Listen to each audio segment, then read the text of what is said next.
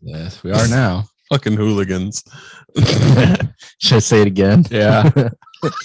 Chris, you got to start over. Whatever you were saying. This is the greatest night of my life. Norm? Where's Norm? He's dead, man. Oh, yeah.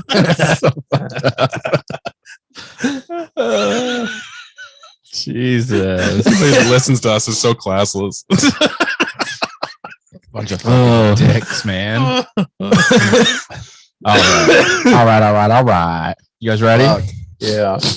I'm not Ready to play the Lincoln Lawyer. Oh.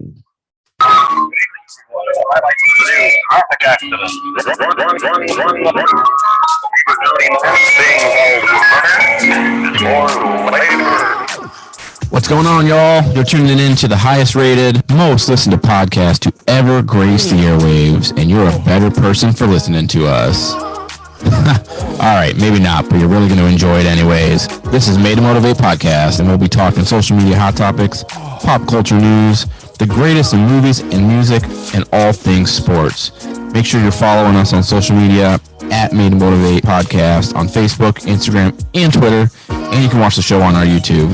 Thanks for tuning in, and with that being said, let's get this show started.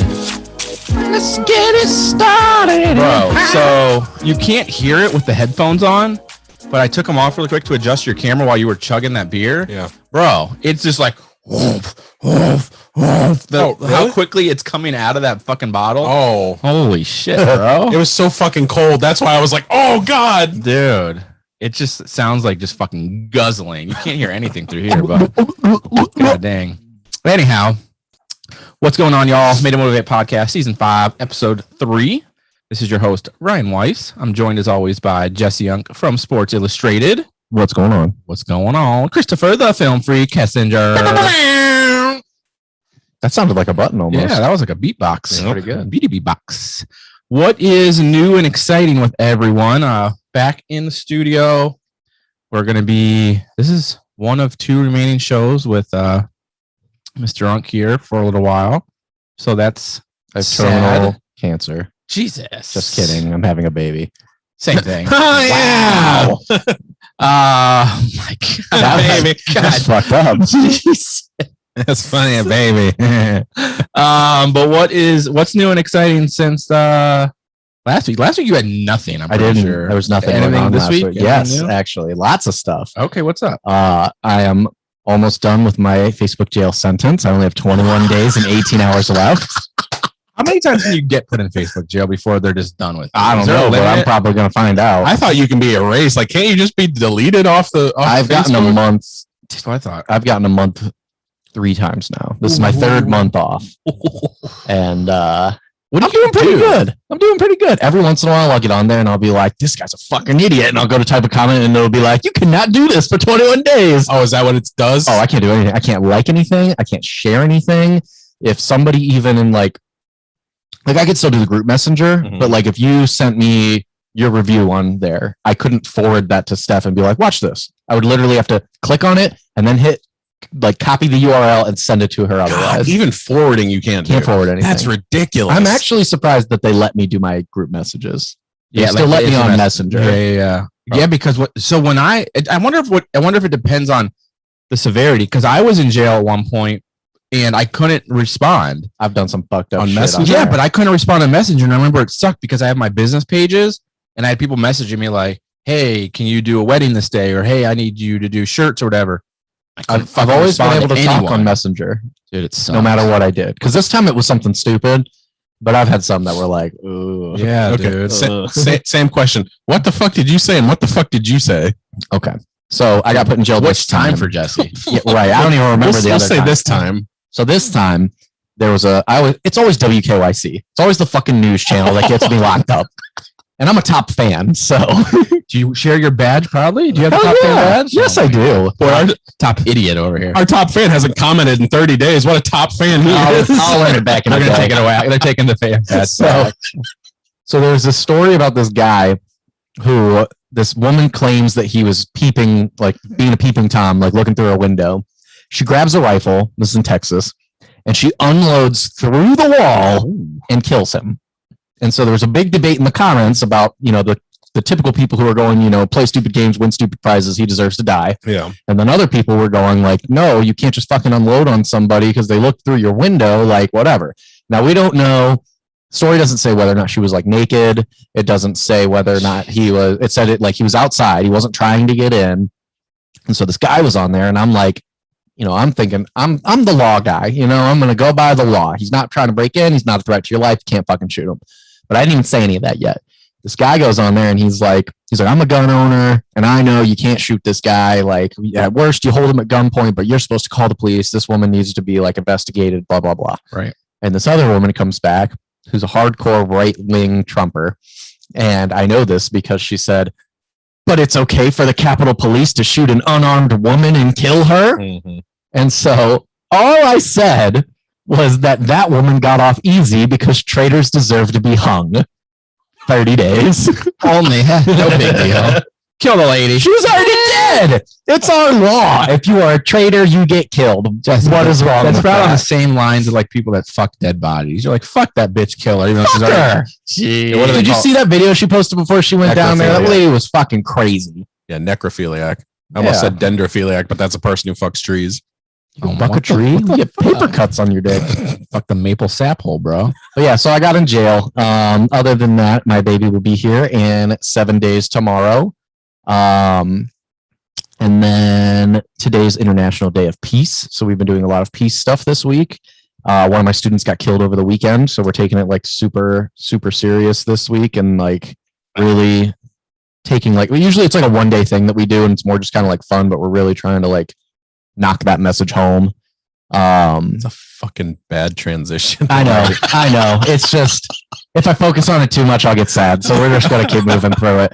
Jeez, but and then the biggest thing though, the biggest accomplishment of the week. So I'm obviously not going to be at work for 6 weeks, and I don't want a substitute trying to teach my kids because subs typically suck. No offense if you're a substitute, but you do. All my life in high school, they were terrible. Yeah, none of the kids like them, and my kids need like super structured, like whatever. We got a really solid group of kids this year for the most part. And so I was like, okay, well, let's just do a book. They should be able to get through a whole book in 6 weeks, and I'll just do all my stuff is online. I just use Google Classroom, even though we're all in person, just in case. And so my thought process was, my one person recommended that we do Lovely Bones because it's a good book, but it's not like super over educational. They'll think it's interesting, blah, blah, blah. So I'm like, okay, I told the kids we're going to do it. I bought the books. I found a website where I got like 15 copies for like $20 or something. And I'm like, all right, this is going good. So I bought the audiobook on Audible. Did you have to buy those yourself? I get reimbursed. Oh, okay, cool. What to say? But right off. Right. Yeah. And then I went to go and upload the audiobook onto the Google Classroom so that they could listen to it. You can't do that. That goes against copyright infringements and selling things and all this other stuff. So I'm like, fuck. So I'm like, okay, I'm just going to convert the file because like I download my music allegedly. I know how to do all this shit, right? So I'm going to convert the file. It's an AAX. I'm going to turn it into an MP3. I'll edit it up and I'll post the files on there. I go to do it and I find a conversion site that works. The file's too big. And it's just big enough. Like most books are broken up into chapters, so I could do it one at a time. It's broken up into part 1 and part 2. They're like 500 megabytes each, and at most you can do like 300 megabytes. So I'm like, fuck. So I can't do that. I go to download one, but I don't want to put my card information on there because some of these things are a little sketchy. But I remember I've got like $10 left on my little government COVID card. So I was like, if they screw somebody, they're just going to take the government's money. So I did that. It doesn't support AAX files. Jeez. So I was like, okay, $10 of Uncle Sam's money down the drain. So then I try to do some online ones. The files are too big. I try to, I do everything. I'm like, this is like a 3-week ordeal for me. I've been trying to like send the files into different things, do it from my phone, use an app, use a website, whatever. Nothing's working. So finally I'm like, all right, last ditch effort. I'm going to Reddit. I went on Reddit. I don't really have any like, I can't remember what they call it. It's like karma points or something like that. Like people got to like your comments a bunch in order for you to like post in certain boards. So like I'm posting on some stuff and they're like, you don't have enough karma, which is like a cool idea because it's trying to keep like bots from going in there and being like, get a bigger dick today, like whatever. So It's not true. First thing Jesse thought about was getting a bigger I've been dick. getting so many of those emails for some reason. I don't know what I clicked, but I'm getting like dick emails every day. I know what you clicked. Like a man dick? like a man dick. But so I go to Reddit and I post on any board that'll take me, like help, advice board, internet board, app board, like anything I can think of that'll be like somewhat similar. Get a bigger dick board. And this guy reaches out to me and he's just like, hey man, if you just send me that file, I'll do it for you. And I'm like, okay, that'd be cool. And I'm like waiting for him to like be like, yeah, you just have to send me a credit card information or whatever. Send me a picture of your dick. And so I send him over the file and he goes, okay. He's like, do you want me to just send it back to you like at this email or do you want me to share it to a Google Drive? Like what? And I'm like, send it to this email. So he's like, okay, sends me it. All the files are right there. And I'm like, dude, you are a fucking lifesaver. Thank you. And he's just like, yeah, man, you just sound like a really good teacher. And like, you know, I'm just glad to help you out. I hope your kids enjoy it. And it was just like a good moment. It was dope. And I got all my files after 3 weeks of stress. I'm going to upload them all. And then now my kids can just come in and listen on their own and do the work. And they don't have to fuck with a sub. And it'll just be straightforward and simple. That's actually pretty dope. Yeah, it was fucking sick. Get something cool out of Reddit. That's actually pretty cool. Yep. Nice. Yeah, it was cool. Christopher, you going to try and top that one? No, not at all. In fact, not even half the time that his took. So basically, for a year and a half, I've stated that I missed the way movies were, I'd go see 3 or 4 movies each week. Well, these last 2 fucking weeks have been hell because it finally came back and now I'm paying for it. Be careful what you wish for. I've seen 14 movies in the last 2 weeks. Holy shit. And my vocabulary is to the point where I'm using words like dog or it more times than I'd care to. Okay. So my mind is turned into a fucking noodle. I cannot wait until the second week of October because I got 2 movies that week. I need that week now. Dang, bro. What's your favorite movie you watched over the last 14? Andrew Lee's favorite. My favorite was that The Guilty, that Jake Gyllenhaal movie that's coming to Netflix this Friday. Okay. That one is definitely a must see. And then my least favorite, definitely Karen. Oh God. Yeah. That movie looks awful. Yeah. Like that looks like it could give Fences a run for its money.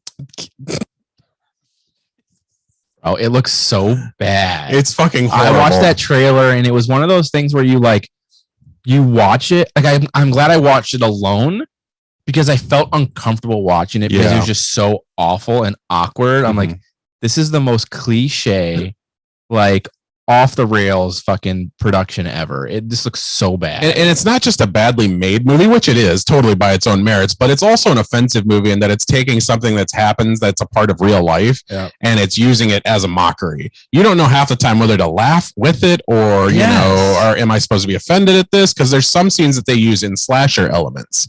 Yeah. So it's like some of it's serious, but other parts of it, you're like, this dialogue's so hokey. There's no way they could take this seriously. That's how I felt. Like it was just like an awkward type of like I get telling that story and to an extent, but like if they take it to the extreme, and it just makes you feel like it made me feel uncomfortable. And I was just watching in a room by myself. And I was like, this is real bad. I don't know. What do you think that is? Like, do you think that's just they fuck up with the production company or do they know it's going to be that bad? And they're just like, we hope we can make like $1 million off of this. So in looking at like studying some production notes, which is always what I do before I actually write my review, I want to learn everything that happened behind the scenes with it and their inspiration. So judging from their point of view, it's that originally it started out with BET Studios as like we're going to tell a compelling story. Yeah, that's who did it. So we're going to tell a compelling story. Problem number one. Right. Well, it is because so basically, first of all, BET is not owned by a black person to begin with. I mean, I don't give a shit if it could have been WET. Any TV show that's doing that shit is not going to be good production. It was made for their streaming service. So basically, it sounded like at first they had the intentions to honor this thing and say like, well, we're going to tell the point of view from racist, white women who go above and beyond the law sometimes and put it into their own hands. But then it seemed like, with the director that came along with it, he almost had the idea that this was supposed to be a joke and it just kind of, you feel that misbalance throughout the film. Yeah. Some scenes work as campy, some scenes don't. The cringiest part about it is because like as cringy as it is, that's reality in a lot of aspects. Like there are fucking whack ass white people out there that act that way. And I'm just like, I'm embarrassed. Like it just is embarrassing. If you're looking for a channel to follow, anybody that's listening to this on YouTube, Karen's in the Wild is one of my favorite channels on YouTube, and it is amazing. I saw a TikTok for another movie that you reviewed recently, the Cinderella movie, and they were like, what PlayStation 1 cutscene did they get these rats from? And then they showed the clip, and I was like, holy shit, that's like the worst CGI I've seen. It's awful. In 15 years. And it's totally unnecessary because the rats in the original Cinderella movies or any remake that's followed, they have a purpose.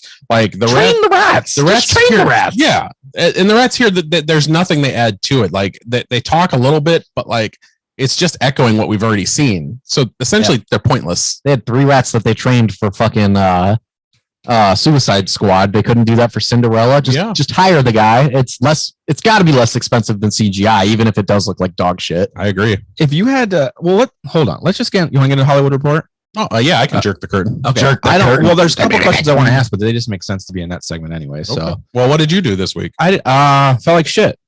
I had like the worst allergies ever the last couple of days, like to the point I haven't slept in like 2 nights. I woke up with my eyes like glued shut when you get like the real bad, like, and you can even tell like they're still really red. Stop mowing the fucking grass. I haven't. Did you see it when you walked in? Dude, I was going to walk through like a fucking archway, fucking jungle to get up the steps. So we got those real tall grasses, and every year, like the first or second week of September, they finally eat shit. Like we get that one random rainstorm in September, and we wake up the next morning and they're all collapsed. And normally we'll cut them down. But we have that construction starting next week, and they're tearing it all out. I'm like, I'm not wasting my time cutting it. They're going to tear it all out anyway, so just fuck it.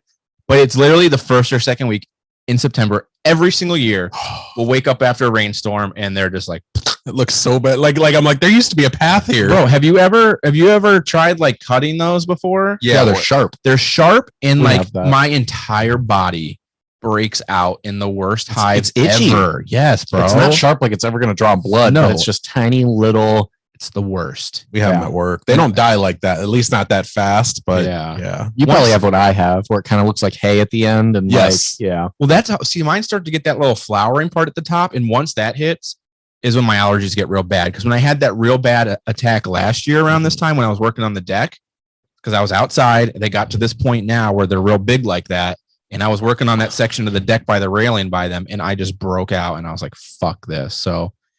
I haven't done anything. I felt like crap because of that, and I watched a couple movies. We'll talk about it in Hollywood, though. Hollywood. Cool.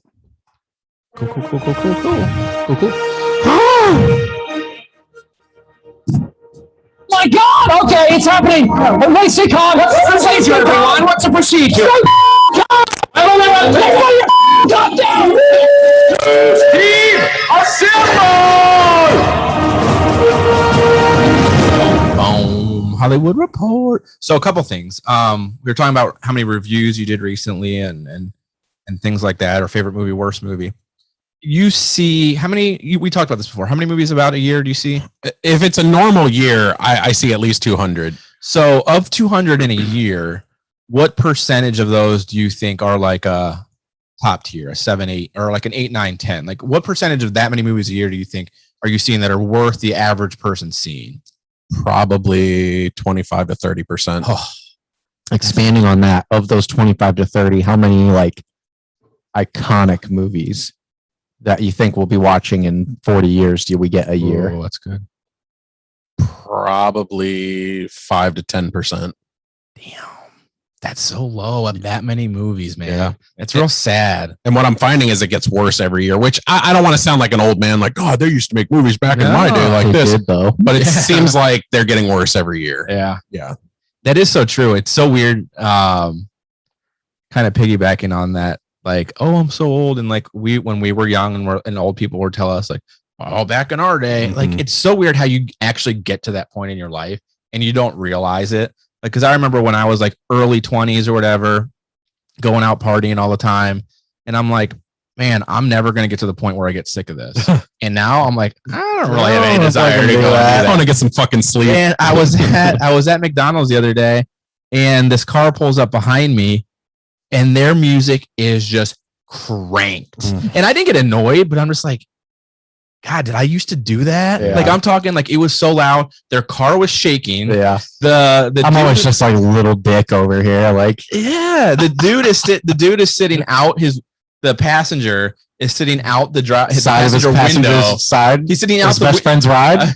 trying to holler at me. No, the dude is sitting in the window of the car, like hanging out of it, like rapping to the music as it's going in the drive-thru. I'm like, bro, you just look like a tool. I'm like, God, was I that guy? Like, were we ever those people? I was never that guy. I was never that bad. I definitely listened to the music loud where my car was like shaking. Yeah, it's just so stupid. Shake the fucking earwax out of your ears. Well, it's like, it's funny you bring up music because like to me, music is the biggest, the biggest option of that, or like the biggest depiction of that, in that, you know, when you hear today's music, you say that more times than anything else. Like back in my day, music used to be this. You don't feel that so much with movies, not as obviously. Right. But yeah, it's just weird how that happens. But man, that's a small percentage of films that are actually worth seeing. Cause I'm like, man, you see a lot, and I check your reviews and I'm like, I'm good. Like I told you the other day, if it's a movie I know I want to see, I don't read the review yet. Fair enough. I go and I see what the score is, and I'm like, all right, cool. This is within realm of what I think I'm going to want to see anyways. Mm-hmm. And then I'll go back and see how we align. But there's ones I know I'm not going to see, so I'll just read review, and I'm like, yeah, I'm glad I made the right choice. There's so many bad ones, man. Well, so the question I get, in addition to your guys' 2 questions, is how many of the movies that you see each year do you actually want to see, like that you would see if you weren't a critic? That's a good question. Yeah, and I say out of 200, I probably want to see about 40 movies. Damn. Yeah.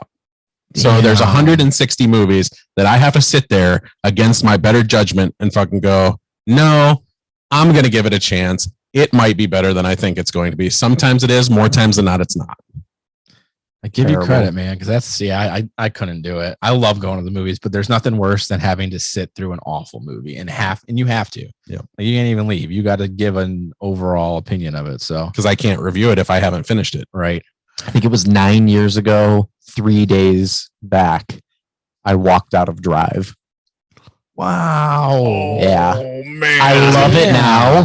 But when I first went, I mean, I was younger, and Drive is more like artsy than people think it is. Oh, it's a Nicholas Winding Refn But film. like at the very beginning, like the opening scene I thought was cool when he like goes to the Clippers game or whatever.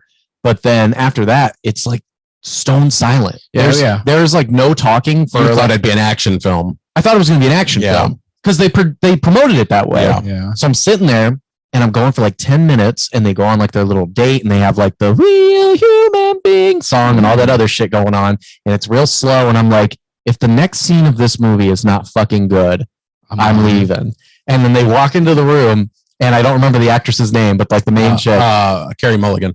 Yeah. So Carey Mulligan looks over at Gosling, and she's just like, that was good. And I was like, fuck this, I'm fucking leaving. I haven't heard a word, and that's the line you wrote. So I walk out, and literally the next scene is when things start to get good. Dude, the next scene. I didn't watch that until you guys badgered me about it on the show. I just watched that movie within the last year and a half, maybe, because of that exact reason. But I wonder if I was in theater, if it would have made a difference. But I started it and I turned it off a couple of different times. I almost got his scorpion jacket tattooed on me because I love the movie that much. That jacket's available online. Like you can easily find it. Yeah. Yeah. It's awesome. Yeah. That's legit. I love that movie. And the director is actually one of my favorite directors. And I get a lot of shit for that one because he's made some very bizarre films. Yeah. Hence the Neon Demon. I mean, Gosling has made some really weird films. I never watched Neon Demon because somebody spoiled the ending, and I was like, I can do without that. It's all very metaphorical. Yeah. And, anyhow, so outside of those couple things, what else is going on in Hollywood? So the big night last night for TV was the Emmy Awards, and for anybody who doesn't watch, The Crown once again swept up the competition. The Crown is the big series on Netflix. Ryan, I think you said you watched that show a while ago. Didn't you? Yeah, it's my favorite. I watched it 3-4 times. It's fantastic. I'm not surprised it won everything. It collected 8 awards last night. We talked about this last year, and I think none of us have watched it. I've never watched it. And we're all like, I don't know what it it is. What's it about now? I have no fucking idea, but it wins all this bullshit. And I love like Olivia Colman won the best lead actress, and I love her. She was great in The Favorite. She won the Oscar that year. Yeah. Dude, no desire to see that. The Emmys are probably I only watch the Oscars, but I give the Emmys the least amount of merit. More than the Grammys? I think the Grammys at least are like close to what it should be in terms of music. Obviously, there's great musicians that aren't like mainstream, but like when it comes to the Emmys, like there's always some bullshit sitcom that fucking sucks. That's like the Emmy Award winning show. And it's like the fucking whatever we're talking about right now. The Crown. Like, what's the one? The fucking nerdy guys. Big Bang Theory. Oh, yeah. Like, why the fuck does that have an Emmy? That show is awful. Can't do it, dude. I watched like 2 episodes of it. I don't think it's funny. I don't think it's appealing at It's all. terrible. Yeah. Emmys are a fucking joke. Yeah, no desire. Kind of going on that formula that you just stated about a comedy running away with a lot of Emmys. Ted Lasso last night was another big winner. It's an Apple Plus product, and it stars Jason Sudeikis. Actually, I'm recommending this series to you. It's not bad. You specifically, I don't have Apple. there's ways around that. You specifically should watch Ted Lasso because I feel like you. That's what it's called. Ted Lasso. You'd get a lot from it. Yeah, Is that the one where he's like the soccer player, but he's a football coach? Yeah, but he's doing soccer. yeah. That did look funny, but I'm not going to get Apple TV for fucking one show. And you like Sudeikis, I know. I do like Sudeikis. Saw him in New York once whenever he was with Olivia Wilde. But later that day, they announced that they were together. I broke the news. and now they're divorced. And now they're divorced. What a fuck up on his part. But Sudeikis took Best Lead Actor in a Comedy Series for that role. Some other winners, Ewan McGregor took home an Emmy for Best Lead Actor in a Limited or Anthology Series. Evan Peters, my boy from American Horror Story, took home Best Supporting Actor in a Limited or Anthology Series, and that was for Mari of Easttown, which I've wanted to watch for some time now. It's a murder mystery. Beyond that, just a couple more winners here. Jessica Hobbs, who I love, won Best Directing in a Drama Series for War. RuPaul's Drag Race won Best Competition. I can't believe that is an actual category. The Queen's Gambit took Best Limited or Anthology Series over WandaVision. Wow. So that's What was that one? Wow. pretty. The Queen's Gambit. Wow. Over WandaVision? Yeah. And a lot of people picked WandaVision, like all of the experts. They said WandaVision was going to run away with this. It's because it's a Marvel property. That's what I was going to say. I mean, Queen's Gambit has like that award show feel. Yeah. Like if it was a movie, it would be an audience. Oscar movie. I think that appeals to a larger range of people are going to watch Queen's Gambit than like most people aren't just turning on a Marvel show. Just Not to if you're watch not invested in the movie. Exactly. Yeah. Last week tonight with John Oliver won Best Variety Talk Series, and SNL won, surprise, surprise, Best Variety Sketch Show. So how many more are there of those? Really, what are there? Saturday Night Live? Mad TV What else was in the category? For the 100th year in a row. Yeah. Right. I don't have the nominees here, but that's what won. That's fucking stupid.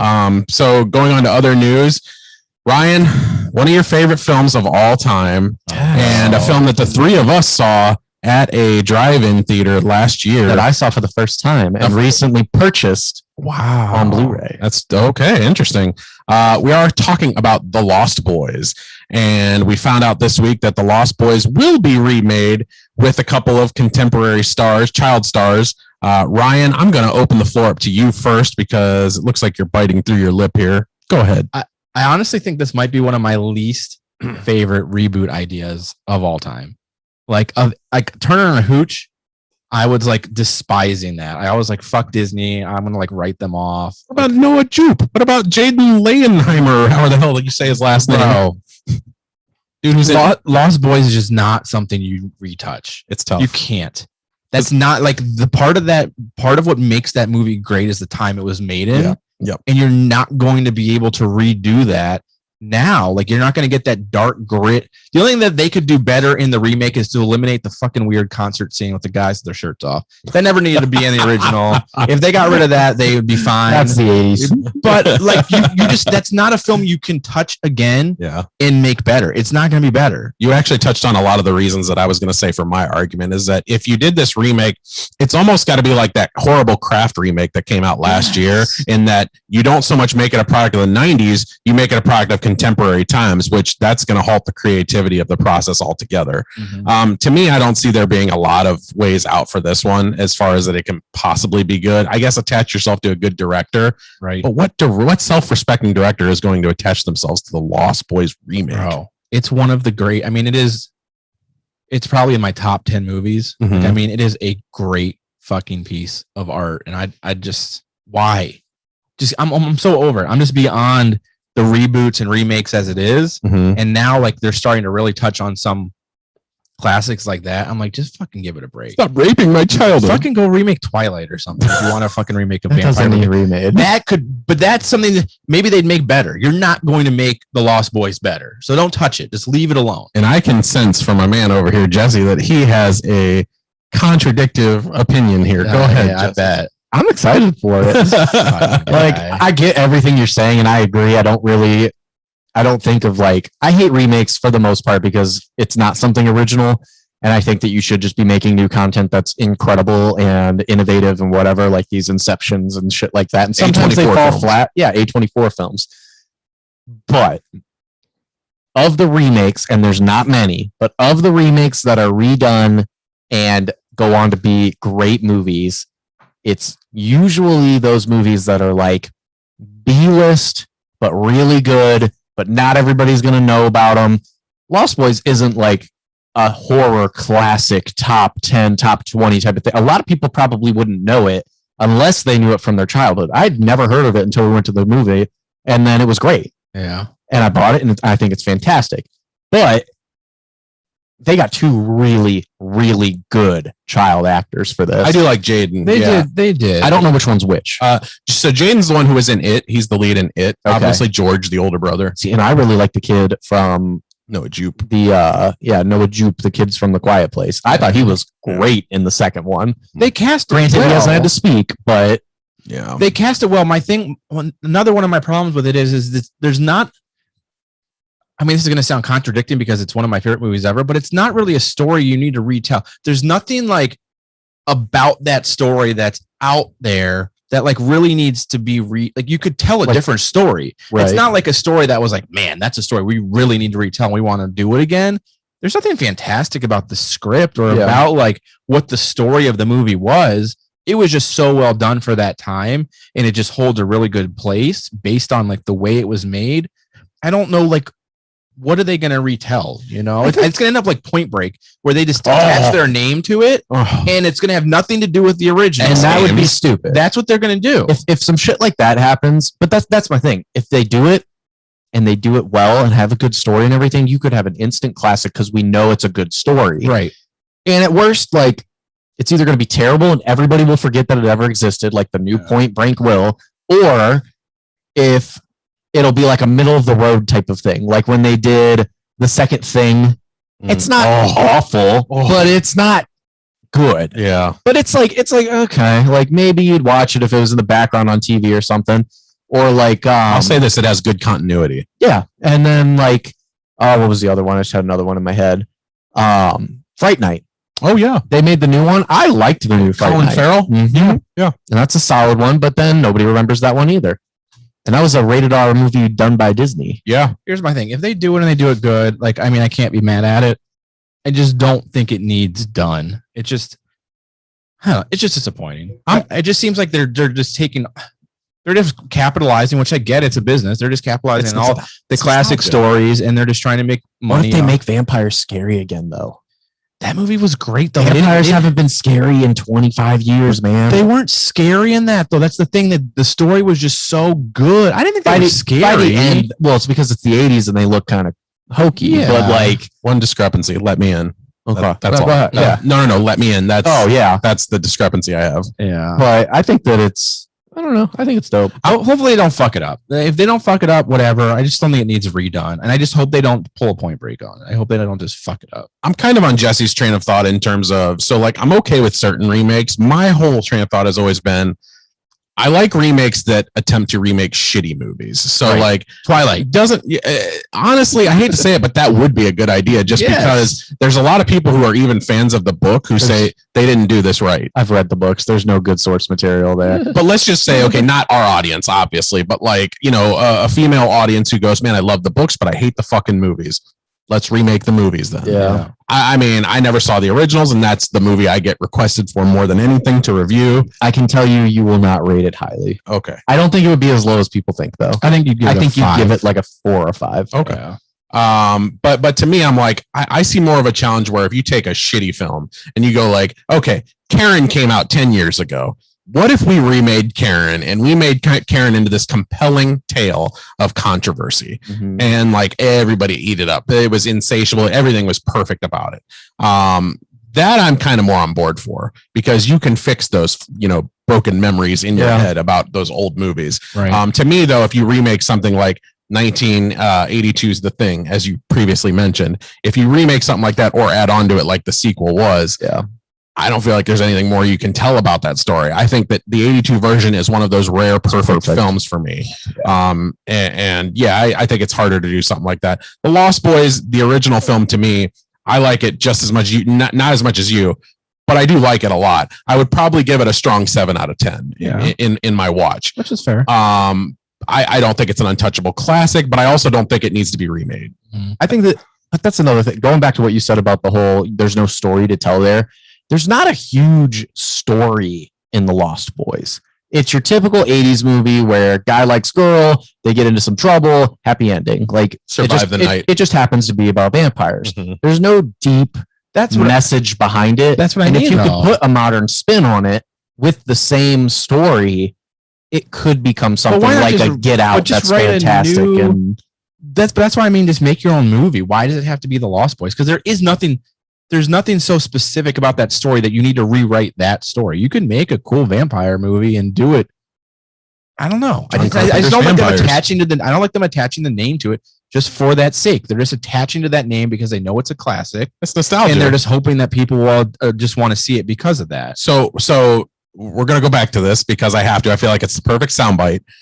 When I told you on the golf course there a couple months ago, I go, when that Ghostbusters trailer hit, what was the first thing that people said? They go, "Oh, I know that guy. Hey, that Dan Aykroyd, I know that guy." Yeah. That's the terrible part of nostalgia. As great as it is to relive those memories and everything, it's never gonna be the same. Bro, but I don't want Kiefer Sutherland in this. That's what I'm saying, though. But so to me, I'm like, I almost support what Ryan says in that make another vampire movie that's completely out of this world. Right. The only thing is, though, I feel like they capitalize on greed and say, if we attach the Lost Boys name to it, though, that's what's going to put the butts in the seats. But see, to that point, that's a very valid point because they're just using the name. With Ghostbusters, you can't remake Ghostbusters without it being Ghostbusters. Like, that's a story that's very specific, and you're going to need to reuse that name to make it, or it's just going to seem like a ripoff. So with that, I understand why it's Ghostbusters. This doesn't have to be. This can be a new vampire movie. And to that point, I've never seen the women remake of Ghostbusters. I refuse to. I don't think it's as bad as people But think it will be. I was against them making a remake when this originally came out, and it looks like it's going to be fucking dope. And I'm pumped for it. I don't know. That trailer looks like it's sick. Yeah. But it's very Hollywood flashy. We'll see. I'm excited to see. It looks good, though. It doesn't look funny, though. It looks like a serious drama. If Stranger Things came across ghosts. Yeah. That is basically it's almost which I more love Stranger scary. Things. Yeah, it's got two of the kids from the fucking show in it. I don't know. I'm pumped for that. I'm ready for it. And Carrie Coon, who I went to school with, is a part of it. I love Carrie Coon. She's Great in and it? Gone Girl. Yeah. One more thing. Yeah. No, go ahead. So we kind of go back to this topic on this show often, and it's that recasting legendary and iconic roles. And once more, we've got some fuel for the fire this week. Daniel Craig was asked by Variety magazine, how does he feel about the James Bond character possibly becoming a woman, a female-led protagonist? And his answer, which I do like, and I support, by the way, 100%, he said, instead of making, a woman into man roles, why don't we make some compelling female roles, some original female roles that they can be proud of and that they can honor? I like that answer because I feel like it satisfies all parties. What do you guys think about it? When I pulled the topic up to put on here, my question was going to be, well, one of two things, what you brought up, which I'll answer, but then also, what do you guys think? How do you think that's going to look based on what he said? Is he going to get backlash for that? I agree to an extent. And then we've talked about it kind of on the show before with them like recasting roles or changing roles. And we've said, if it's specifically always been this, Jesse mostly has echoed, it was always been this specific of a person. I don't like when it gets changed. And I kind of feel that way about the James Bond thing. Like make a strong female superhero detective, whatever he is, person role geared towards a woman, rather than just using that grit and popularity to then cast a woman in that role. I know it's just the code or the call sign or whatever. That's really what it is attached 007 to him or whatever. Yeah. And they're not like recasting him. I don't disagree with what he said. I mean, James Bond is just an iconic male, whatever. What is he? What do you call him? He's a detective or or British spy. a spy. Yeah. You know, like, I don't know. I don't understand the reason of switching it over. But I don't know enough about it to really, as far as like what ties James Bond to who he is, or, you know, I don't know. As far as I don't know. As far as his heritage goes, there's nothing that really ties the role. It's always been a white man. Yeah. He's a British blonde. Actually, he's not always blonde. I think he actually has dark hair. Well, Pierce usually. Brosnan was brunette. But he's based on a series of books and decades of movies now on top of it. Like, it's fucking stupid. Yeah. I don't like it. The reason that these women get put into male roles is because, like we talked about, production companies think that they can capitalize off of it, and they never do a good job because it's always like, girl power, am I right? Nudge, nudge. And you get something like Captain Marvel. Yeah, Captain Marvel at the end. I'm just a girl. She's like kicking ass. It's so on the nose. It's fucking like gag me, bro. That's such a great example. It's terrible. It's awful. Captain Marvel sucks, and it's because they tried to do the whole girl power thing. At the end of Infinity War or Endgame, whichever one was the Endgame. And they're like, all the girls together are fighting in this one portion of the battlefield just so we can be like, girl power. It's fucking stupid. It's dumb. And that's why it never works, because you're not just writing a compelling female character. The reason they haven't done it is because they don't fucking know how, because they always think that they have to be like, we're going to burn bras and we're going to show this female power and blah, blah, blah. And then it's never just like a badass normal chick. You very rarely, like Queen's Gambit is a perfect example of how you should write a female character. Yeah. That is not a girl power show at all. She's just badass at what she does. And her psychology is amazing. Well written, that whole series. And then like they try and overcompensate 100%. For it being a female role. Like just women are the same as men. Yeah. Women talk fucking dirty and fucking are gross and slobs just like we are. Just fucking write the role and just cast it as a woman. You don't have to try and make it a female role. Just put a woman in that fucking role and it'll be a woman role. Would you play Michael Jackson's Black or White for a black-led James Bond? I mean, that's right. It is, but it's point on. It's the heavy-handed shit that he was talking about. Yeah, and then like on top of that, there's still stigmas and shit, whether right or wrong.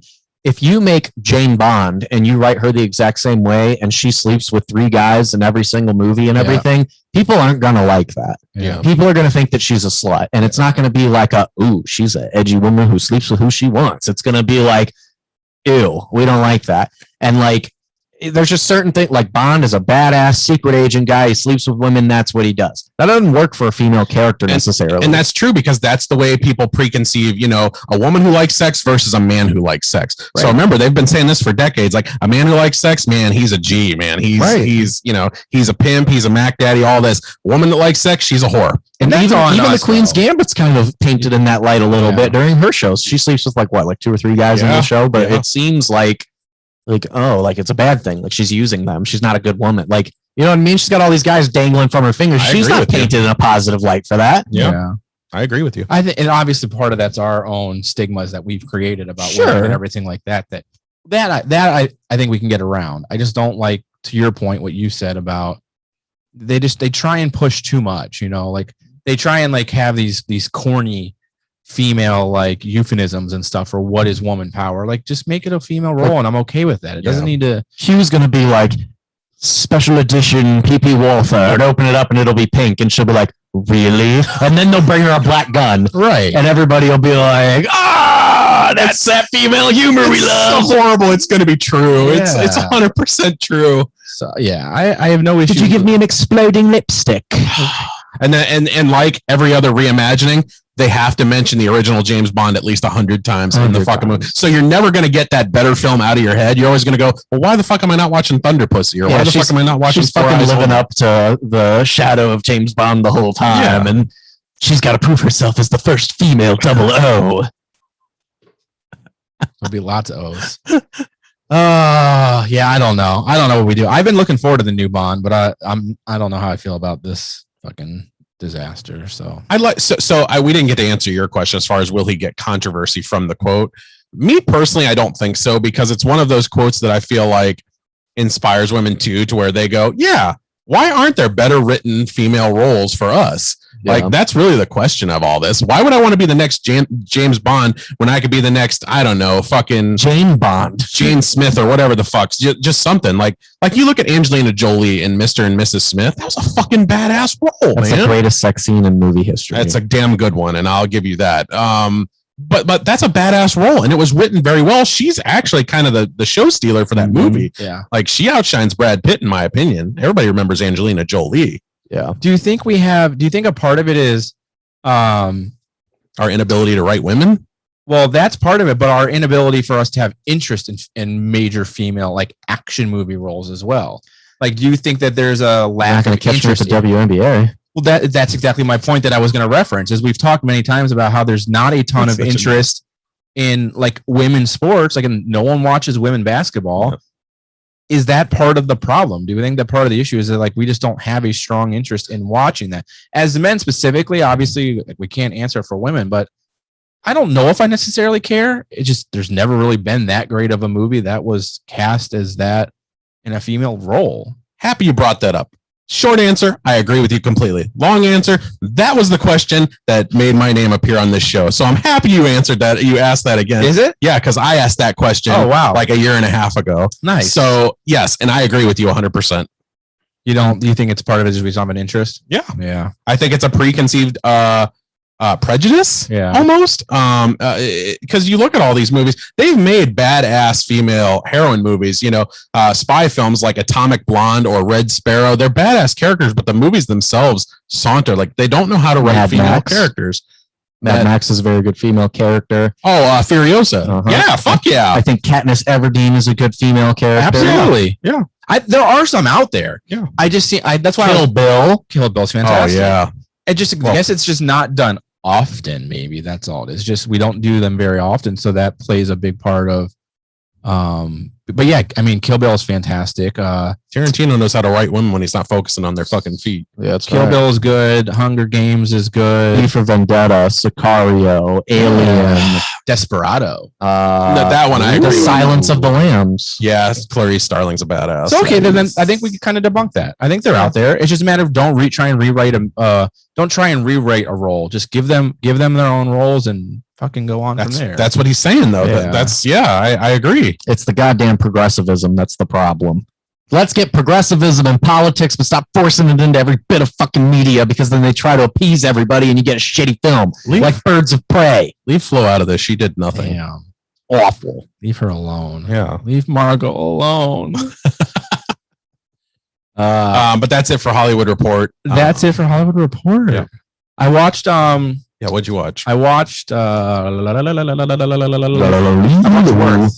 Oh, yeah. I watched Worth, and it was fucking good. Have you seen that yet, bro? I've been watching the 9/11 Turning I'm Point watching that too. documentary. wanna I see think I'm that. on episode 3 of that, maybe I finished 4 last night. How long is it? 5 episodes, 5 episodes. like 45 minutes. No, they're all at least an hour. Are they? A couple are a few minutes over. Yeah, it's good. It's You're looking at 5.5, 5:45 total. documentary. Yeah. It's not movie. I mean, it's an in-depth behind the scenes, but that's good. That I've been watching. That makes me more angry than anything. Worth really Yeah. touched you, though. Like, you really liked this Bro, film. Worth was just well done. I mean, I love Keaton. Tucci was awesome. I loved the two of them cast together, but I didn't know that story.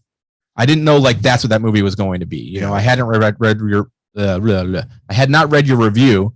I just saw the score you had gave, so I had no idea what it was about. And I started watching it, and I was like, I almost turned it off because I didn't know if I was in the mood for that type of film. And I'm glad I didn't, because it was just very interesting to see that side of those stories, and everything that goes on behind the scenes with that type of you don't think about that sort of thing, like the claim. So you haven't watched it, but it focuses on How can you put a worth on someone's body? Right. On someone's like, how is my life worth more than yours?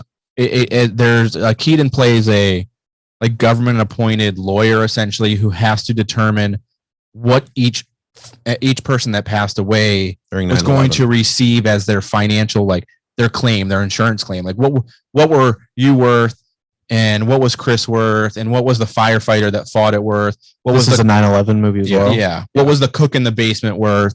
You know, how do we determine what these people are worth and how we pay out? And it was based around how. Is this based on a true story? Yes. Yeah. Fuck. It was tough, man. Yeah. And it just shows that process of behind the doors of this person was put in place to save the country as far as economic disaster. If all of these families tried to sue for millions of dollars, what the fuck would we do? And he had such a ridiculous title. Wasn't it like Paymaster or something hokey? Silly. Yeah. But it was really cool to see the film progress. Mhm. And you don't think about that type of stuff when natural disaster, like when school shootings and stuff happen.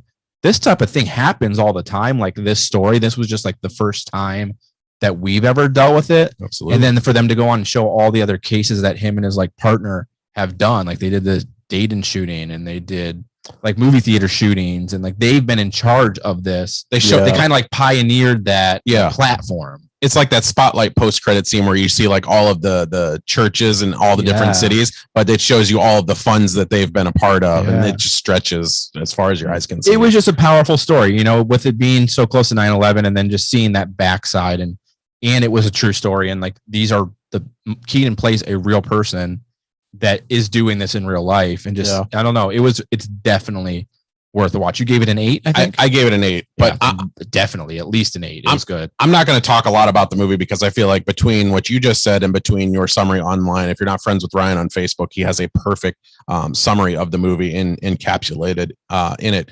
So read that if you haven't. But for my money, I'm going to instead say, this is why, to me, every time people say critics aren't important, I can't help but fucking like be angry deep down inside. Yep. So you take a movie like Worth, and I'm not trying to put myself on a pedestal here, but like you read my score, you didn't read my review, you read my score, and you saw an 8 out of 10, and to you that struck your attention. Interest, it struck your interest right away, and you had to see that movie because of that score. Now, had I given that movie, we'll say a 3 out of 10 or something, you maybe would have never seen it. That's the fucking responsibility that we have. So you people that fucking get, anytime that we offend you with a movie that you know you liked but we didn't like, don't fucking reach out and say we're pointless or there's no reason for us. There's a reason for everything. Find somebody in the industry that you respect and follow it, because and then I read the review afterwards, and it's just amazing to see how intricate they are, you know, how intricate you pull. Cause I watched that movie and I felt I felt very passionate about that movie, but I couldn't write what you wrote. And for someone that wants to disagree, but okay. You are very, very detail oriented and very specific, and you pull out so much from the films that you see that like I couldn't articulate that on paper the way that you do. And I find that to be very important when it comes to reviews, because I view movies differently than a lot of people, and I view reviews differently. Like I like to see the score because I trust your opinion. So say, hey, Chris gave this an 8. I know I'm not going to be let down. I'm either going to like it more. At the very least, I'm going to like it to the extent that you did. Had you given it a 3, I trust that if you gave a movie a 3, it's not worth my time. You know, it's such a polarization of a grade. So like if I gave something a 5, you might consider it. You might go, there's a chance maybe I'll like this that he didn't. If I gave it a 3, you'd say there's absolutely no way I'm going to see this film. Right. And you usually like everything that he rates high, is what you're saying? There's been, I was just getting there. Yeah, but I mean, but there's been what did you rate Fences? 8. An 8. Wow. There's very few movies that Chris has. There's a lot of movies that I love that Chris didn't. Yeah, but there's very few movies Chris loved that a lot of people fucking hate. Right. Ryan like shitty movies. This is true, but there's very few instances where Chris has really enjoyed a movie and I didn't like it. I mean, other than Fences, there's Fences. You guys both really love Lighthouse. It just really wasn't for me. I gave it a shot. I recently bought Lighthouse on DVD as well. Oh, really? Yeah, I found it up at the exchange. So good. I get Lighthouse. So with Lighthouse and with Green Knight this year, I said they're some of my favorite films of the year, but I don't recommend them to anybody. And that's the thing. I respected your guys' opinions enough that I gave it a shot. It just wasn't for me. That's not on you. I'm not going to go to your review and bash you because the movie wasn't great. You view movies differently. It doesn't take, and that's the thing. Like, and I know I don't read them anymore since that Green Knight.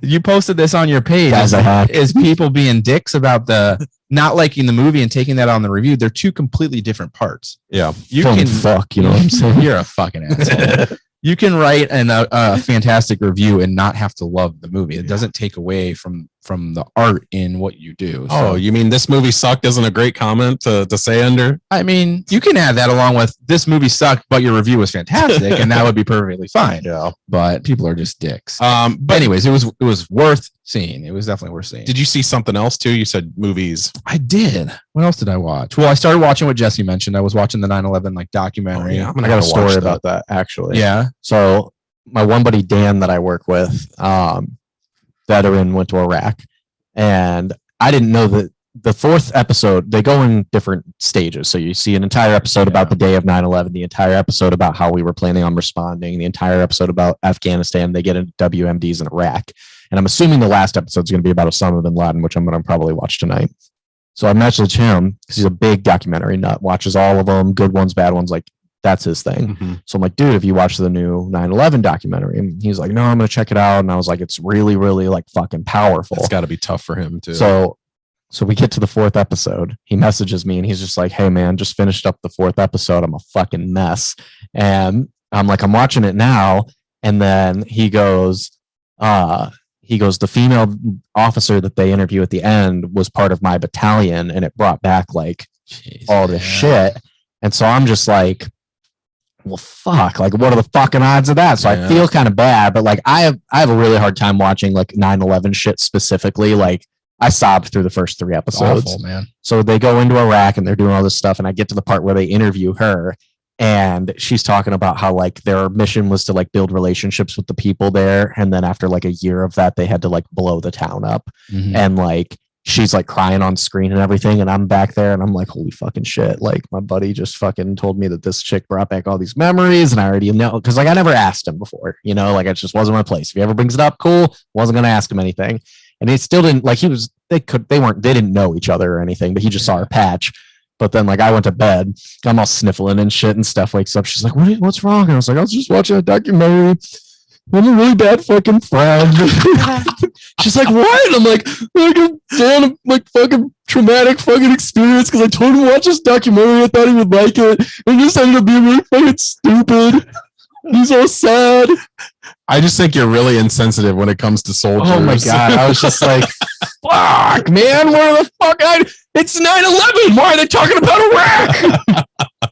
I want to watch this though. I'll have to, because I like 9/11 documentaries like that. I've seen 1,000 of them, but I haven't checked out this one yet. I saw it was 4 or 5 episodes, and I was like, well, I just got to find the time to do it for like a day, because I'm not going to want to watch it one at a time. I want to sit down and watch the whole fucking thing. Yeah, I tried and I started. There's just a lot. Yeah, it's a lot to take in. So I watched like 2, and then I watched 1. I've got 4 and 5 left, but absolutely worth seeing. If you like that, watch Worth. Worth was fantastic. But yeah, that what is it called? 9/11. It's called Turning Point, 9/11, and the War on Terror, I believe. Netflix. It's on Netflix. It's one of their top 10 things. If you go to the top 10 list, it's on there. Yeah. And my suggestion on 9/11 related is watch The Guilty when it hits the Netflix this Friday. I'm pumped for that. I'm pumped the score you gave it too, because I didn't know if you were gonna love it. Yeah. Just because it looks like it could have been done real bad. Like Well, based on it was called The Call, starring Holly Berry. It looked like it could have been awful. Yeah. And so when I saw your score, I was like, dope, because when I saw the preview, I really wanted to see it. So I will be seeing that one. So that's it. Cool. Sports balls.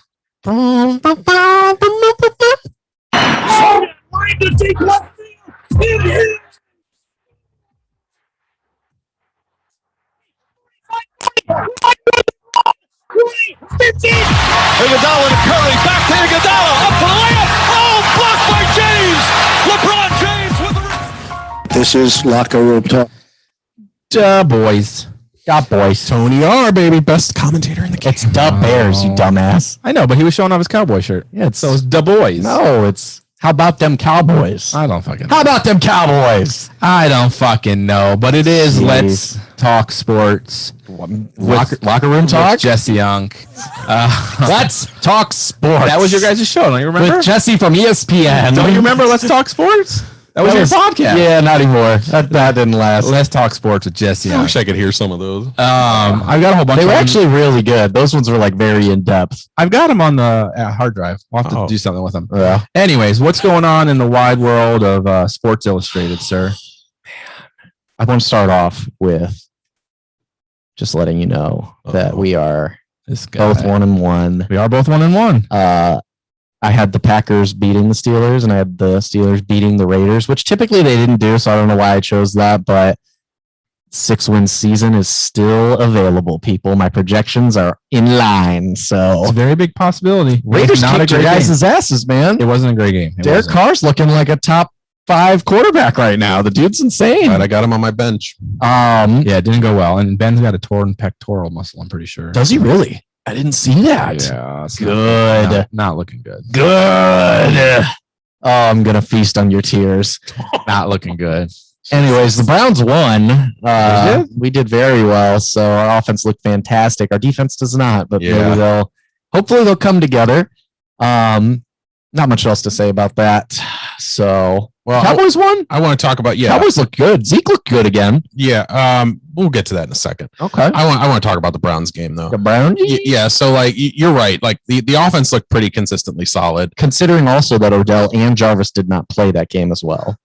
Jarvis played No, he didn't. on Oh. Sunday. He was ruled out. I thought he had a catch. No, got hurt. Wow. Okay. I thought he got injured in the game. All right. Well, yeah. I think he did, but it was like first like stretch of game. He was gone. Okay. I swear he had a catch. Okay. But yeah, so the defense, as we've always known, kind of problematic. They need help. Now, Delpit looked good. Delpit looked fantastic. His first his NFL debut, he finally looked good. You know, he finally got to get out there and, you know, get his feet wet. He was my favorite safety of that draft last year, and I was very disappointed when he went down. So I'm excited that he's not limited by that injury. I don't know what it is though about the secondary. Like it just seems like I don't know if they're playing cushion too much. Yeah. Get up there and body these fuckers on the line. You got Denzel Ward, you got John Johnson behind you, so you don't have to worry about getting burnt. Grant Delpit looks great. Ronnie Harrison is good. You got Troy Hill in the slot. Fucking go up there and play man press. They have too much potential, too many possible Pro Bowlers on that defense to let a quarterback like that third stringer come in there and hurl a touchdown like he did. Yeah, so Nobody even knew who the fuck that was. There's no reason for stuff like that. They should have dominated the Texans as far as like it was 31-21. They should have beaten them by like 40 to fucking 10, 40 to 14. And I thought it would be a closer game. I thought it would be like a 21-7 type of game. Oh, really? But Tyrod doesn't get hurt, and I think that's a little bit closer than I would have liked. Like, I'm fine with winning how we did. It was, what was even the final score? 21-10? Is that what it was? 31-21. 31-21. Yeah, we won by 10. Sorry. But I'm okay with that. Like, because it was at least like the offense looked like they could do whatever they wanted, and the defense had a couple flashes, but it was okay. If Tyrod doesn't get injured, we maybe win that game by like 3 points because of the defense. And you can't have that, especially last week whenever they had like pressure on Mahomes for like 48% of all snaps or something like that. Like, where the fuck was that? Yeah. Like, I know that people can't get a sack every single game, but like Miles was in on every play in that first game against the Chiefs. He was nowhere to be found against the Texans, and they're no good on the offensive line. So I don't know why he wasn't at least like close to the play. And now they have to prepare for possibly Justin Fields' first start with the Chicago Bears. Bears. You know, coming off of There you go. Coming off of the Texans and just everything we're talking about, the inconsistencies on defense, does that worry you a little bit facing a better Chicago team? My worry is that our defensive coordinator is not adjusting. Miles even said at the end of the game that he was on the inside a lot. So, like, why do you have one of the best edge rushers in the entire league consistently playing on the interior of the line? It just doesn't make sense. Like, you go off the edge, you bend, you get there, and that's Miles' game. Like, he's not going to be like Aaron Donald splitting between two guys and going. That's not his forte. So that made me question a little bit. They're running a lot of zone. These guys are just finding holes in the zone and taking them off. Like, we have a very athletic and playmaking secondary. We should be able to be blitzing and man coverage and like doing a couple like designed and like disguised blitzes and things like that. Like, you can't just sit back in zone and be like, okay, Jadeveon and Miles will get the quarterback. Like, it's not going to work if you do it that way. The NFL teams are too smart and too good They're going to chip them. They're going to double them. They're going to do all this other stuff. You have to be creative in order to make things work on all aspects. I'm not so worried about Fields just because I'm not a huge Fields guy. I think he's going to be okay. I don't think he's going to be trash like all the other Ohio State quarterbacks that have come out. 13 in that game he came into. Yeah, and rookies just as a whole typically do not do well in the NFL. Trevor Lawrence has been awful this year. Zach Wilson looked good week 1 and was through 4 picks. He started with 2 interceptions on 2 throws in this last game against the Patriots. There's more problems in New York than just a quarterback. Yeah, and even going back, like you get your Herberts and stuff like that every once in a while, but like it took Josh Allen a couple of years to get going. Tua is still a question mark. He's out now. Right. So it's just like, I don't know. I mean, I don't trust Justin Fields to beat us. I think we're too talented. I don't think we have to worry about losing that game. Yeah. But I think that your defense, we've got 3 very easy games coming up on the schedule, or at least winnable games, I should say. But like the next 8 games of our schedule, these teams are not supposed to be on our caliber. You'll lose a couple of them because it's the NFL and that just happens. Yeah. But like the defense needs to be getting in shape and figuring some shit out now, because the end of that schedule, when the Ravens and the Steelers start popping up, and that's when we're doing late game or late year playoff positioning and things like that, and we go into the playoffs, you better have that shit figured out by then, because your window is closing. When you have to pay Baker, regardless of what anybody is saying, besides himself to take a big pay cut, he will be a $200 million man, and you will have to let players go from that team in order to take care of that. He's just next in line. Yeah, it's just how it goes. It's the evolution of the quarterback. Yeah, and you're right about the Ravens. I mean, for those games, they're going to need to see that consistent play from both sides of the ball. Mm-hmm. That's going to be the game where we need to see the Browns come together as a collective force. Right. It's okay to get away with that now against Houston or against Chicago here and there, but like come Baltimore, I know you don't take them as seriously with Lamar, but they beat the Chiefs. You've got to bring everything you have. And that's the thing that is dangerous about being an offensively minded team. Mm-hmm. People say the defense wins championships, and for the most part, it seems to be true. Can you win with only a defense anymore, like the 85 Bears? No, you can't. Yeah. But if you look at Brady's championships, most of them were top tier defense. Aaron Rodgers, his 1 Super Bowl was the 1 year that he had a top 10 defense. The Seahawks won theirs with Russell Wilson with one of the greatest defenses of all time. Offense is not enough. Atlanta, when you can't get going against a good defense on your offense, if your defense is bad, if you're facing Lamar in the playoffs, he will run all over our defense the way it's playing right now. Even if our offense can score with the best of them, one stop, if your defense is fucking trash, you're not going to be able to do it. Yep. The Steelers, their offense is one of the only teams that's not consistently moving the ball for the most part. There are very few teams that aren't like exploding offensively for some reason this year, but the Steelers offense looks awful. That defense is great though. It's still a top tier defense. Yeah. And if the Browns go out there and play against them and the defense is able to stop our offense at least a little bit, the defense can't stop even the shitty team. And they do look like trash. You guys are awful. Ben's throwing the lowest amount of yards in the league right now in terms of distance. He's hurt. You know who's lower? You know who's top 5? You know who's top 5? Baker Mayfield. Fuck up Baker Mayfield. You know who's number 1 in the league in accuracy? Baker Mayfield. And it's not even close. He's over 80%. The next guy's like 68 or something. Suck a dick. Oh, you know who's also thrown only in the middle, like ranked 16th in terms of passes attempt with those statistics? Baker Mayfield.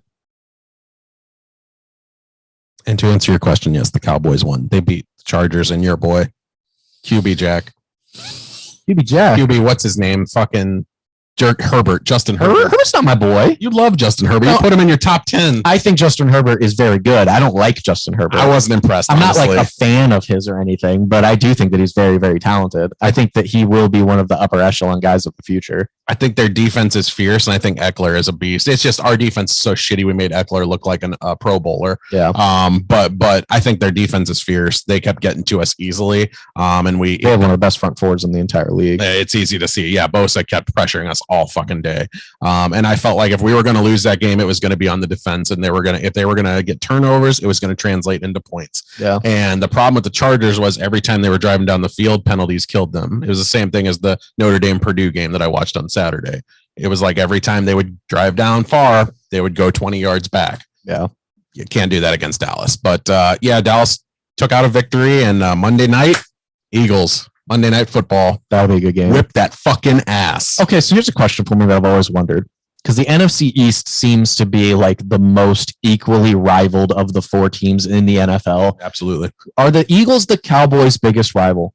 Or is it the Giants? It's the Giants, but to me, it's the Eagles. Okay. I hate the Eagles more than anything. Any sports team, I hate the fucking Eagles more. Now, would the Giants say that about you guys as well? Because this is how I've always felt. I've always felt like everybody fucking hates the Eagles. Mm-hmm. And then the Redskins were kind of second for the Cowboys. Everybody hates us. I felt like the Redskins and Giants don't really have a connection at all. Ooh. From my witnessing of the games and stuff. Like it's always seemed like it was Giants hate the Eagles most, Cowboys hate the Eagles most, Eagles hate the Giants, and Cowboys and Redskins are like our Bengals. I hate the Eagles most, but our biggest rivalry is New York. It's that whole, city slicker versus deep West kind of rivalry. COVID infected. Yeah, that's our boys. Freezing to death in the desert.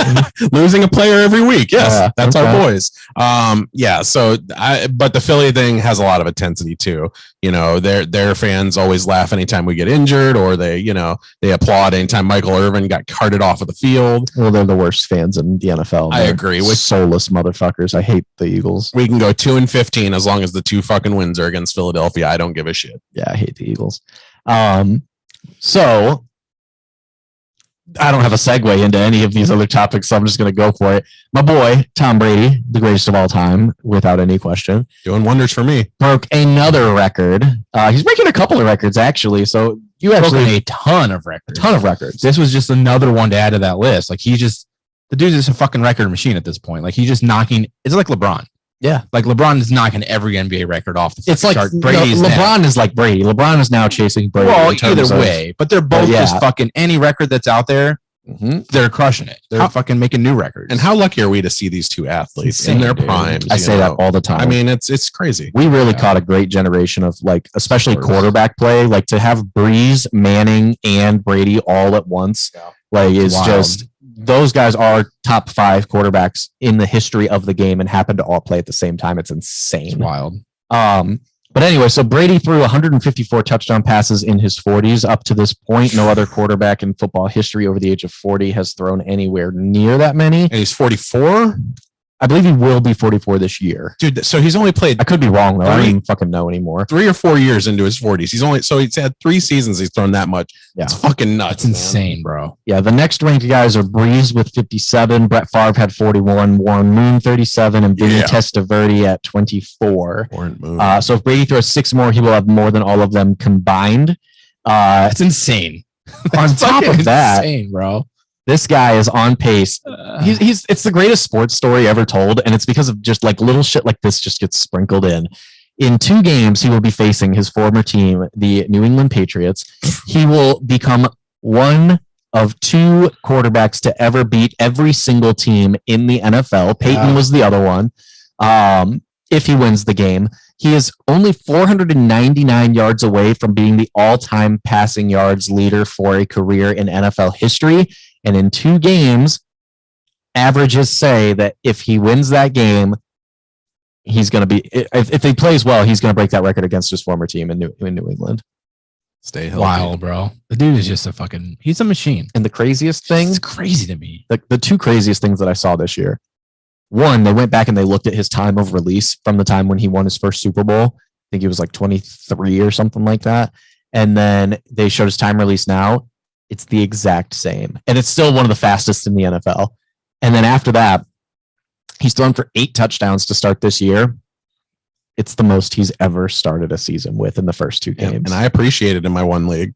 I'd say thank you. It's amazing to just be that good at one thing and like to just dominate to that extent. Like that man can't not do anything when it comes to his job. Like he is just that fucking good. And it's like, what do you do from there? Like it's got to be when his time's going to come to be done. I don't know. I mean, eventually he's got time left. He's got time left, but dude's not playing forever. He said he was going to play until he was 45, but I guarantee he said 50. If he wins another Super Bowl, he'll play till he's 50. Yeah, he said something the other day. I'm pretty sure I saw that he said he was going to try to play till he's 50. And if he's fucking winning when he's 50, he'll go for 55. It's insane. Like But your time eventually comes. Like he's gonna have to eventually quit. He'll walk away though. I don't know. Yeah. But what do you do at that point? You know, like that's got to be so bittersweet to be that good and have to like step away from it. You buy the Patriots is what you do, and then I just can't imagine that. Like it's just insane. He's just so good. It's crazy to achieve that and then for it to all just be done. And now it's like what the fuck now? Like, it's like his career has restarted again. Yeah. Because he had his first career when he had the 3 Super Bowls in 4 years, or did they might have three-peated. Did they three-peat? I don't even remember. 1 or 2. I know it was 2 and 3. Yeah, they definitely went back to back. I don't know if they went 3 in a row, but then there was a hiatus where they made it and lost a couple of times, or they would get to like the AFC Championship and lose. Broke his leg. And that lasted like, I think 8 to 10 years or so. Like it was a pretty long stretch. And then he came out and he rattled out 3 more. And now he's down there with the Bucks. And it's like he's a different person. It's wild. Because there's not that like Patriot way where you can't do any commercials or anything. Like he used to be on like, I would see him on like that one purple bed commercial and like this super expensive show that you would only ever see if like your algorithm was like bougie as hell.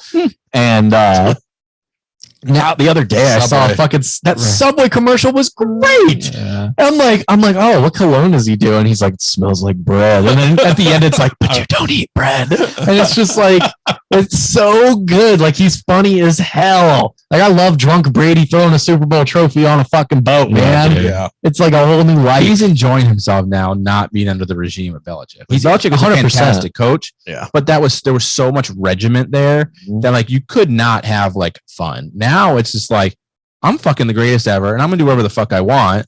And they're gonna let him because he's gonna bring him Super Bowl, so they don't give a shit. And I think he's even more out of a shell than his first year with the Bucks, even because now he's won the Super Bowl. So he's like, he's proven himself. I told you guys I didn't need Bill. Yep. And then it's now he's like, I'm gonna do whatever the fuck I want because I'm just this great and nobody's gonna fucking stop me anyway. The funny thing is, nobody saw it coming. So like one of my closest friends, Bob, is a Michigan fan, diehard Michigan Wolverine fan. And, you know, he always recollects about, you know, the years Brady was there and how he was a mediocre quarterback at best when he was in college. It's funny because when you compare that to like another one of the greatest quarterbacks they talk about, Joe Montana, again, Notre Dame boy, and he was a mediocre quarterback when he was in college. So it's almost like you almost have to grow, you know, from the game. Like, you can't come out of college and be one of these, you know, Heisman Trophy winning athletes and expect that, you know, you're probably going to be the best in your sport. To me, it's like it's those guys that, you know, they're just enough to where they can make it to the NFL and then they go and they turn heads once they get there. It's the dedication because you have to be dedicated. I mean, you got to when you really break it down and think about it, like how many teams are there in the NFL? 32. So it's 32 teams. This dude's by far the greatest of all of them, you know, quarterback wise. And he has more rings than any team in NFL history. He's not the greatest of the 32 now. No, he's the greatest of the fucking that's what I'm saying. Other teams of all ever. time. Yeah. You're the best of the 32 quarterbacks that currently play. Yeah. And you got to, when you really think about the caliber that he's playing at, because it's not like he's just barely. I mean, the dude is the best. Yeah. And there's so many people in this world. There are so many athletes. And like for you to dominate by just to that extent, it's just like, how is that possible? How is it possible to be that fucking good? Yeah. Like it's crazy. He's really making a push. Because like at first it was like, is he the greatest quarterback of all time? Now now he's the greatest NFL player of all time.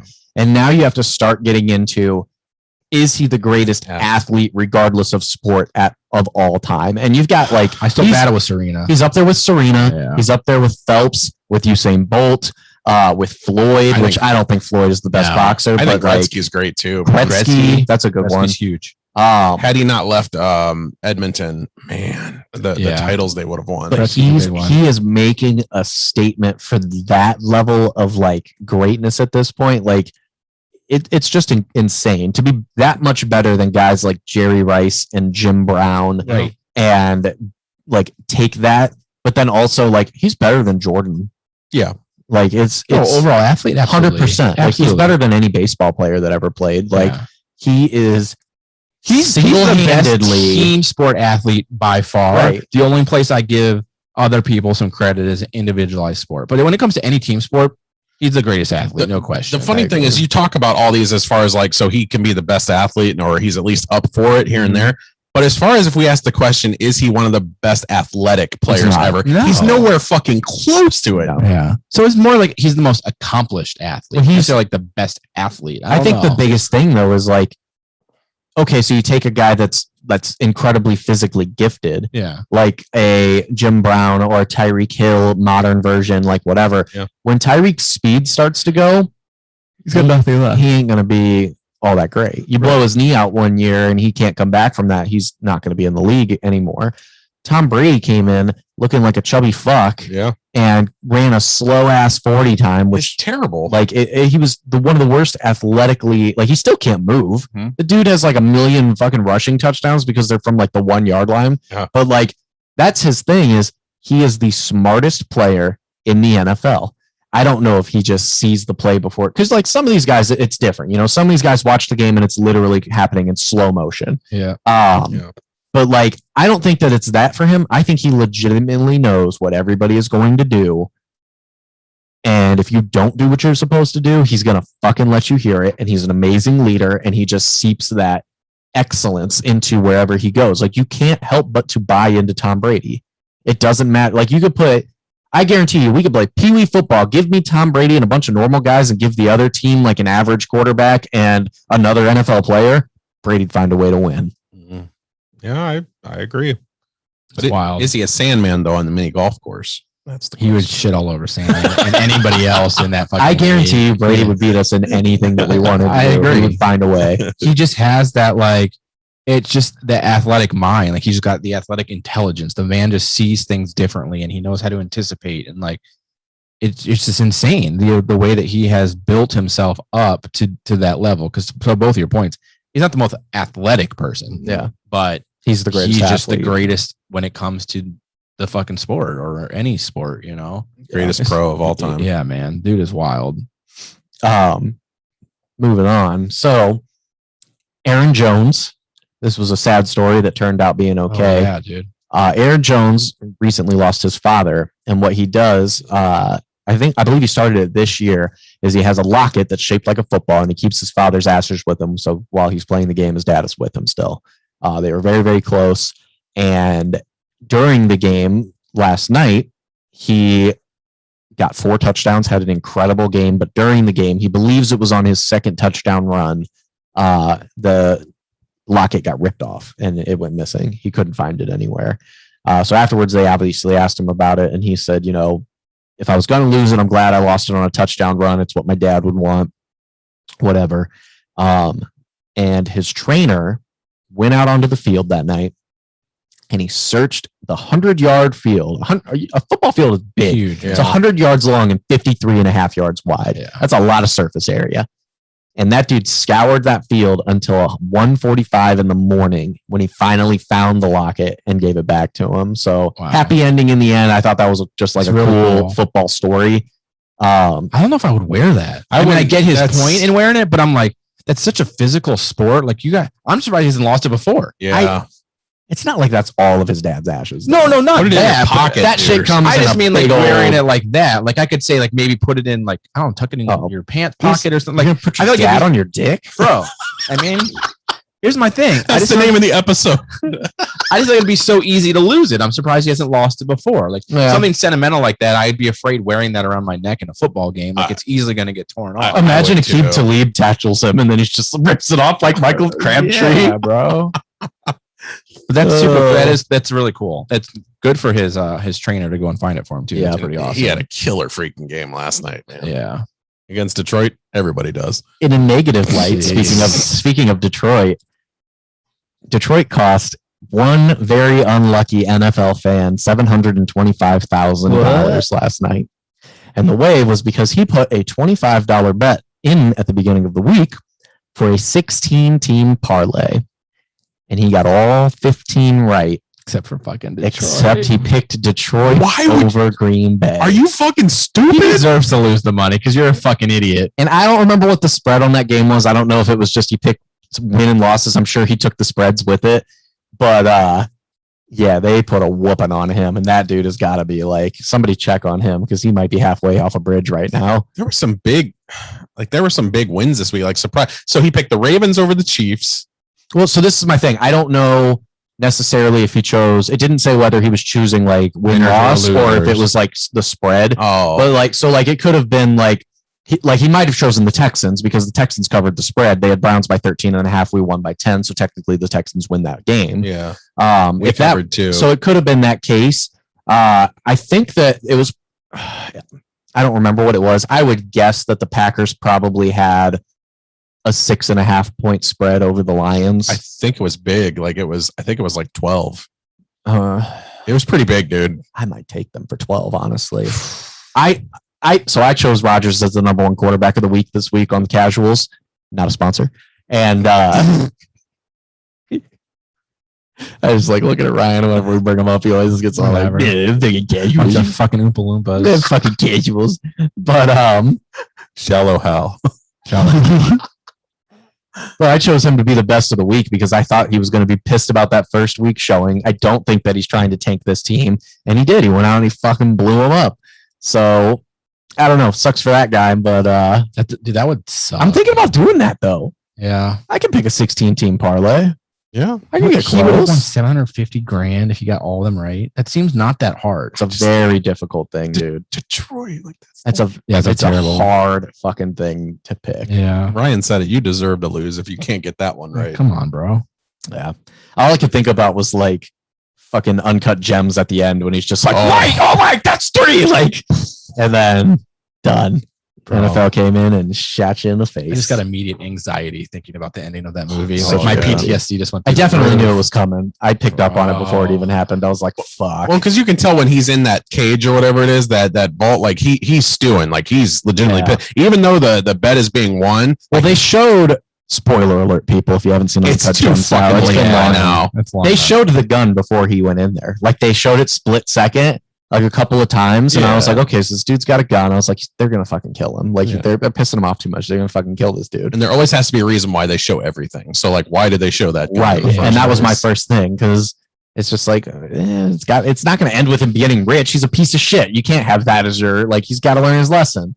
But his girlfriend was sexy and she got a lot of money. So that Julia worked out for her. Fox is so sexy. So Yeah, hot. that movie. Want It's to just touch the the most high. just in your face intense movie like Oh. ever. The Safdie brothers, dude, they know how to direct anxiety better than anyone. Bro, I just felt like my chest in my throat the entire movie. I was just like, this is fucking insane. And Good Times Better. It was good though.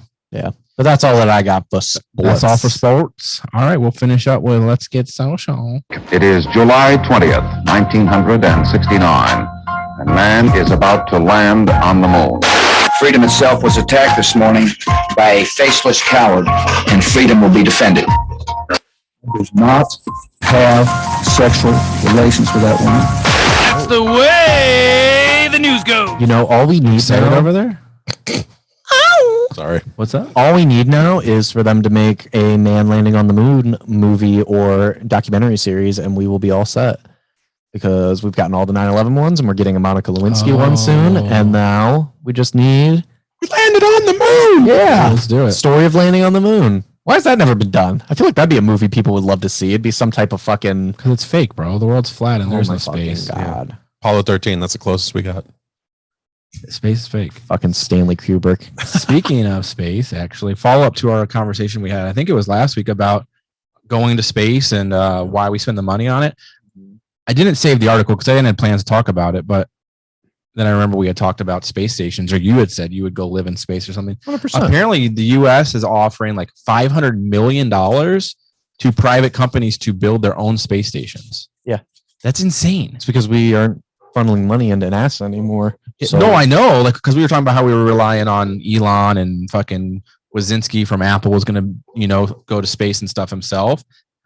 But we're going to pay $500 million to get some people to build some space stations. It's really not that much, bro. It's not, well, in our country, it's I fucking, mean, How do you even? No, I mean, it's like, fake money anyway. like to build a space station, 500 million ain't gonna make fucking shit. How do you even start that though? Nobody's done that. So like, Those are how do you even begin? Like, what's the thought process? We've got U.S. space stations and shit, Yeah. international space station. So they're going to copy the blueprint as far as how they constructed everything. I mean, Yeah, it maybe probably it'll makes just be orange and pink with a Dunkin' Donuts logo on it. No, I mean, I'm assuming that Our donuts are out of this world. they're looking to fund Hey. companies to use their own technology and blueprints or whatever to make their own, and I guess expand on. I mean, you got to think ours is fucking old as shit.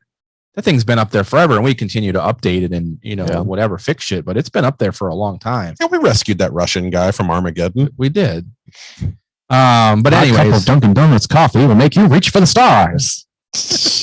But I thought that was interesting. I don't know. I'd be curious to see who's going to take on. Obviously, I'm sure Elon and fucking whatever his name is from Amazon, Bezos, and they'll probably throw down on doing it. But they don't need the That's money. what I don't want, though. Those companies. I don't want the fuckers to have that shit. You go out to space, there's no laws. You can do whatever the fuck you want out in space. Yeah. You have your own utopia of like fucking Bezos world up there. That fucker's gonna build a laser and blow us up. I mean, Fuck Bezos. That dude's a Bond villain. I hate Bezos. Pay your fucking taxes, you bitch. Jeez. I don't even give a shit. Yes, next day shipping. We're gonna send the space drones down to give you your packages.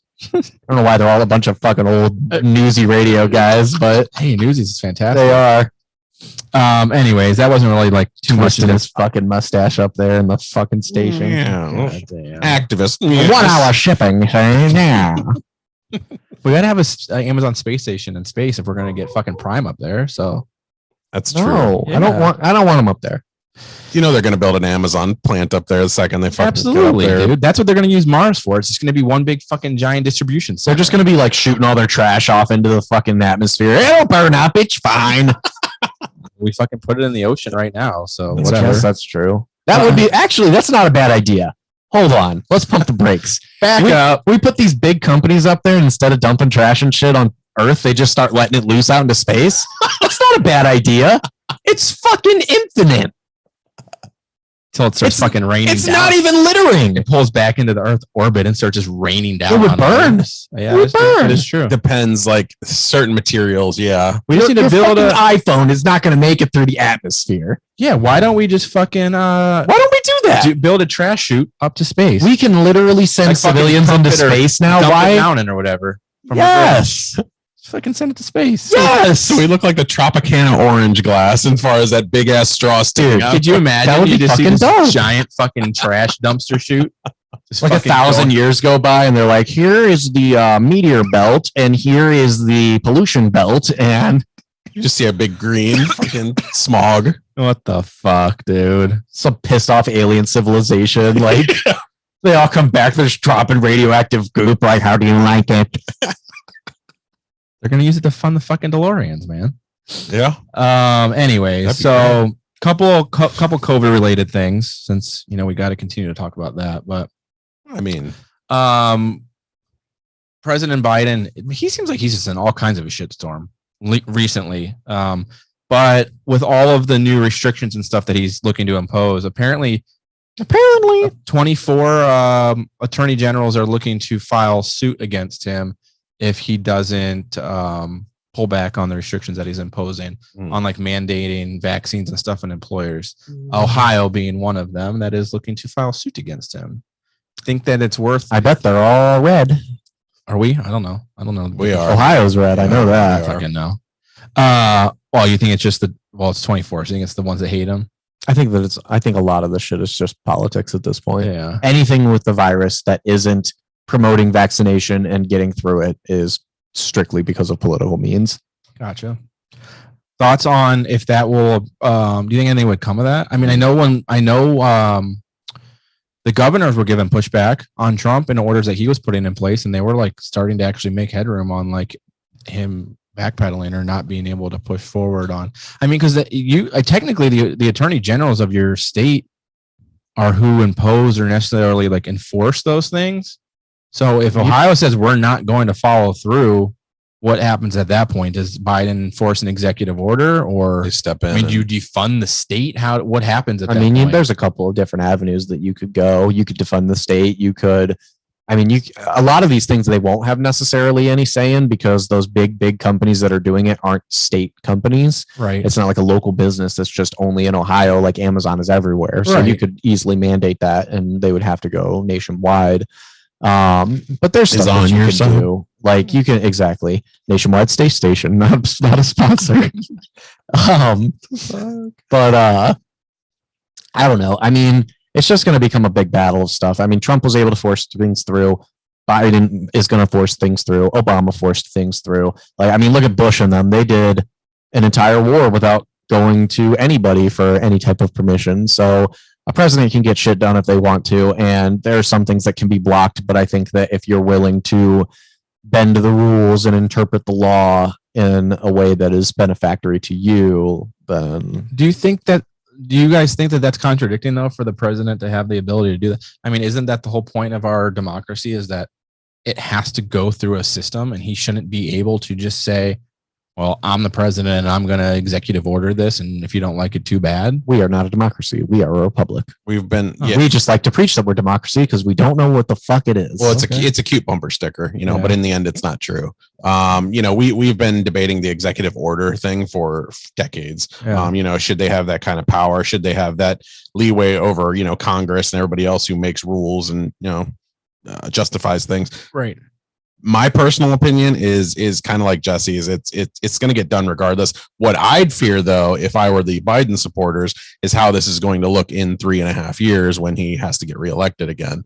So if it's on the bill again, which it's probably going to be, Biden versus Trump all over again, and what's to say that they go back to the way it was before, because they didn't like the way Biden did this. And look, when people vote, short-sighted people look at the last 4 years and they go, how was the last 4 years to you? It fucking sucked. We were all in a bubble. We were all fucking wearing masks. We were told that this shit was going to go away. It didn't go away. It doesn't matter if it's Biden's fault or not. He's going to be blamed for it regardless. Right. That's what. Goddamn gas prices are through the roof. Well, so I'll tell you what did it. That damn Sasquatch. we're back to what we've been back and forth about, is that if the vaccine works so much and whatever, then you shouldn't have to. If you're vaccinated, you shouldn't have to wear a mask. You shouldn't have to be worried. Yeah. And that's what they're utilizing as a way to fight him. They were quoting that, basically at his most recent speech, he was stating how important the vaccine is, and you need to get it to protect yourself. But then he's also forcing, mask restrictions and all this other shit. And we continue to go back and forth about that. And I understand why people have hesitation about it. Like, if the vaccine is meant to protect you, then why am I still wearing a mask? Yeah. Mm-hmm. It's always going to be an argument, but that's what they're using as far as their lawsuit or whatever they're going to fight against him on it. I don't know if it becomes something. Honestly, I think if enough of them actually push it, he might budge. I don't know. I think he's a pushover. You don't think he'll do it? No. Because then you're going to lose the base that's supporting you, and we'll vote for the other blue candidate in 3.5 years. And you don't want to have that happen. So, is he going to be here in 3.5 years? In 3.5 years, Trump's not going to fucking be here. They're both fucking old. This sounds and eating Taco Bell, which Right, fat fuck. only losers. Not do. a sponsor. They can be. No, they can't. Taco Bell? No. They could be a sponsor. Taco Bell can absolutely be a fucking day. sponsor. Absolutely. Taco Bell is welcome. Yeah, I agree. No.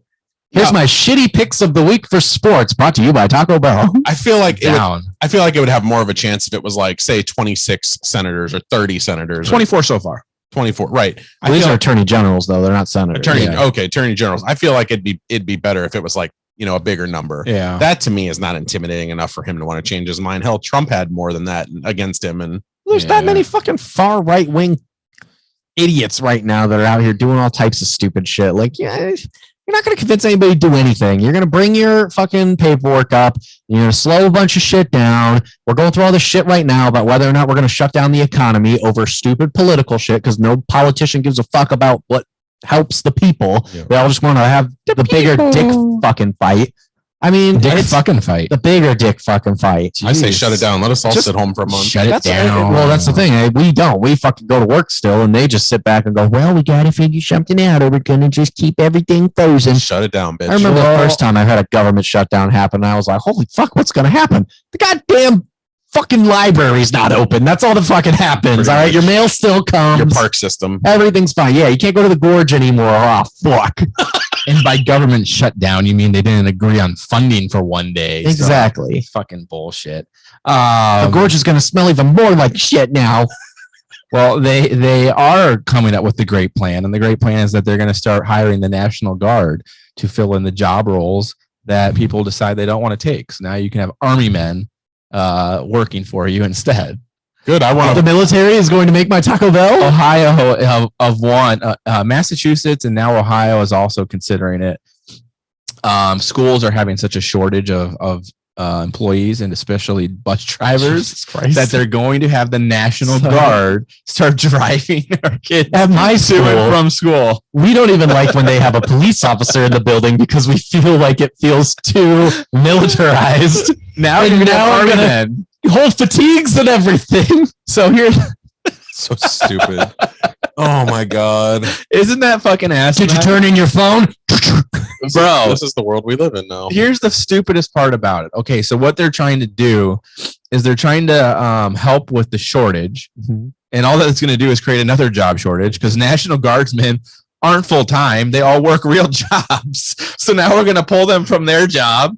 And now that company doesn't have a fucking worker. So we can make them drive buses. We're going to This is actually happening. We're going to use all the soldiers that we brought back from Afghanistan. This bitch asked me for one more shot of espresso. I swear to God, I'll pray for an IED. Bro, could you imagine though? Are they going to make them wear fatigues? Like, are they going to Yes! get full uniform for Yes! driving bus? Oh, that would be great. That might be the way to make me quit fast food, like Bro. altogether. Could you imagine A driving? fucking loyalty program person walks in, they salute. What a fucking disaster. I'm going home. Bro, could you imagine if you picked up our Taco Bell tonight and you pulled up and it was a fucking soldier there with like an M16 on his shoulder? I tell you guys, we're not getting fucking food. Oh my God.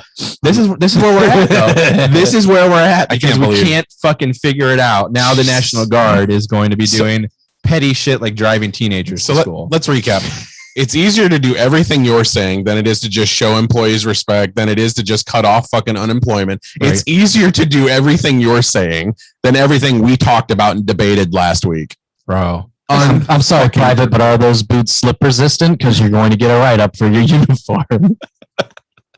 What a fucking disaster. I'm just embarrassed. I'm embarrassed with where we're at. That shit's not going to happen. Bro, There's no it's fucking already way. actually happening in Massachusetts.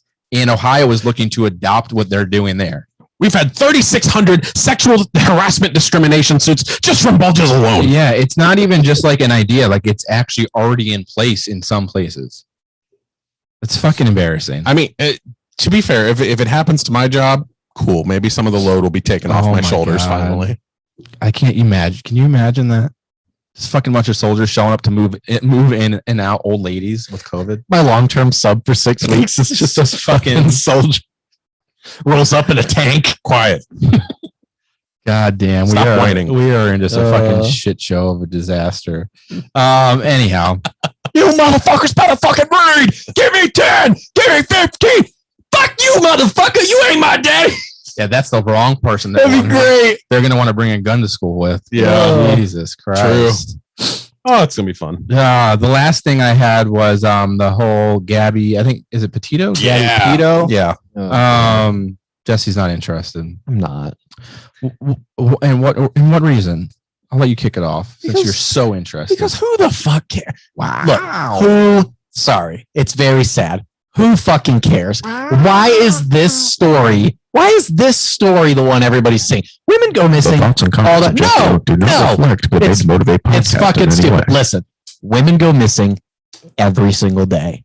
And it's just because this one's kind of an interesting story. Oh my God. When I heard this story for the first time and they were like a woman and her boyfriend go on a cross-country trip, but he came back without her and now no one knows where she is. I was like, she's in a fucking woods somewhere. Well, no, you were literally just talking about the appeal of Netflix documentaries like a half hour ago, and now you're wondering why a society is so intrigued with a story that was literally catered for a Netflix documentary. But it's not that interesting though. Like, it's just not that interesting. He fucking killed her and he left her there. There's not a mystery there. I think the reason people are so tied to it, it isn't really that interesting.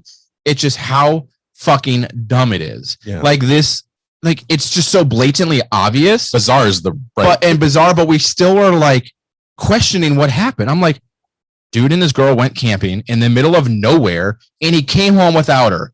What the fuck happened? In her vehicle. Dead. It's her vehicle. Obviously, she's dead. But we fucking let this dude go. The FBI let this dude go. They didn't take him into custody. If there's no evidence, they can't take him in. But then there's no evidence. not enough to convict him. Come on. There's not enough. Now it is, but there's still not enough to convict him. You got no DNA. You got no weapon. You got no nothing. You can't do watch in anything. his house or something. You let the dude disappear. I'm just saying. They don't have enough evidence now. That's why they're searching the car and everything else. Bro. They're going over the house because they think the house is a crime scene, the parents' house now. Well, yeah, now they're saying that they're possibly can hold the parents accountable as well. Aiding and abetting. Yeah, dude. Fuck yeah. I don't know. My whole thing, I get your point. Like, I fully get guess- Jesse's point. It's not like it's anything out of the ordinary. This shit sadly happens all the time. Mm-hmm. It's just, I think it's just sad. And I think it's because it was kind of out there. Like, they just said were doing a bunch of social media stuff. They had just started their YouTube channel. And then we have the fucking body cam shit showing that there was obviously something going on. There was a lot of red flags. Mm-hmm. And we were kind of just like, whatever. It's okay. My thing is like, No. Go ahead, He's go not ahead. interested. Go ahead, mister. Don't Go let ahead. Jesse's curmudgeon. Tell me why it's so interesting. Don't let Jesse's guys. curmudgeon ass fucking ruin this topic. If it was the court proceeding, isn't that hot. if it was the court proceeding to see if he gets arrested, sign me up. But there's nobody was interested. I mean, It's coming. Everybody was interested in OJ because he was famous, but like everybody knew he did it. You just wanted to see the trial go forward and see how. Give me the trial. I'll watch the trial. I don't give a fuck about the news story. It's I know coming. he killed her. It's coming. Yeah. These are the initial first few days, man. It's coming. The thing that I found crazy is that it's not even really crazy, but people were trying to defend him to the point like, well, we don't know. Maybe she fell off a cliff and he was scared. So he ran away. To be fair, I do the that. dude killed her. I do that, but I always look at the killed her. other side just to see, because to me, it's common for people to look. They're preconditioned with Netflix documentaries going, "It's always the husband." I watch Lifetime TV. It's always the husband. This is very true.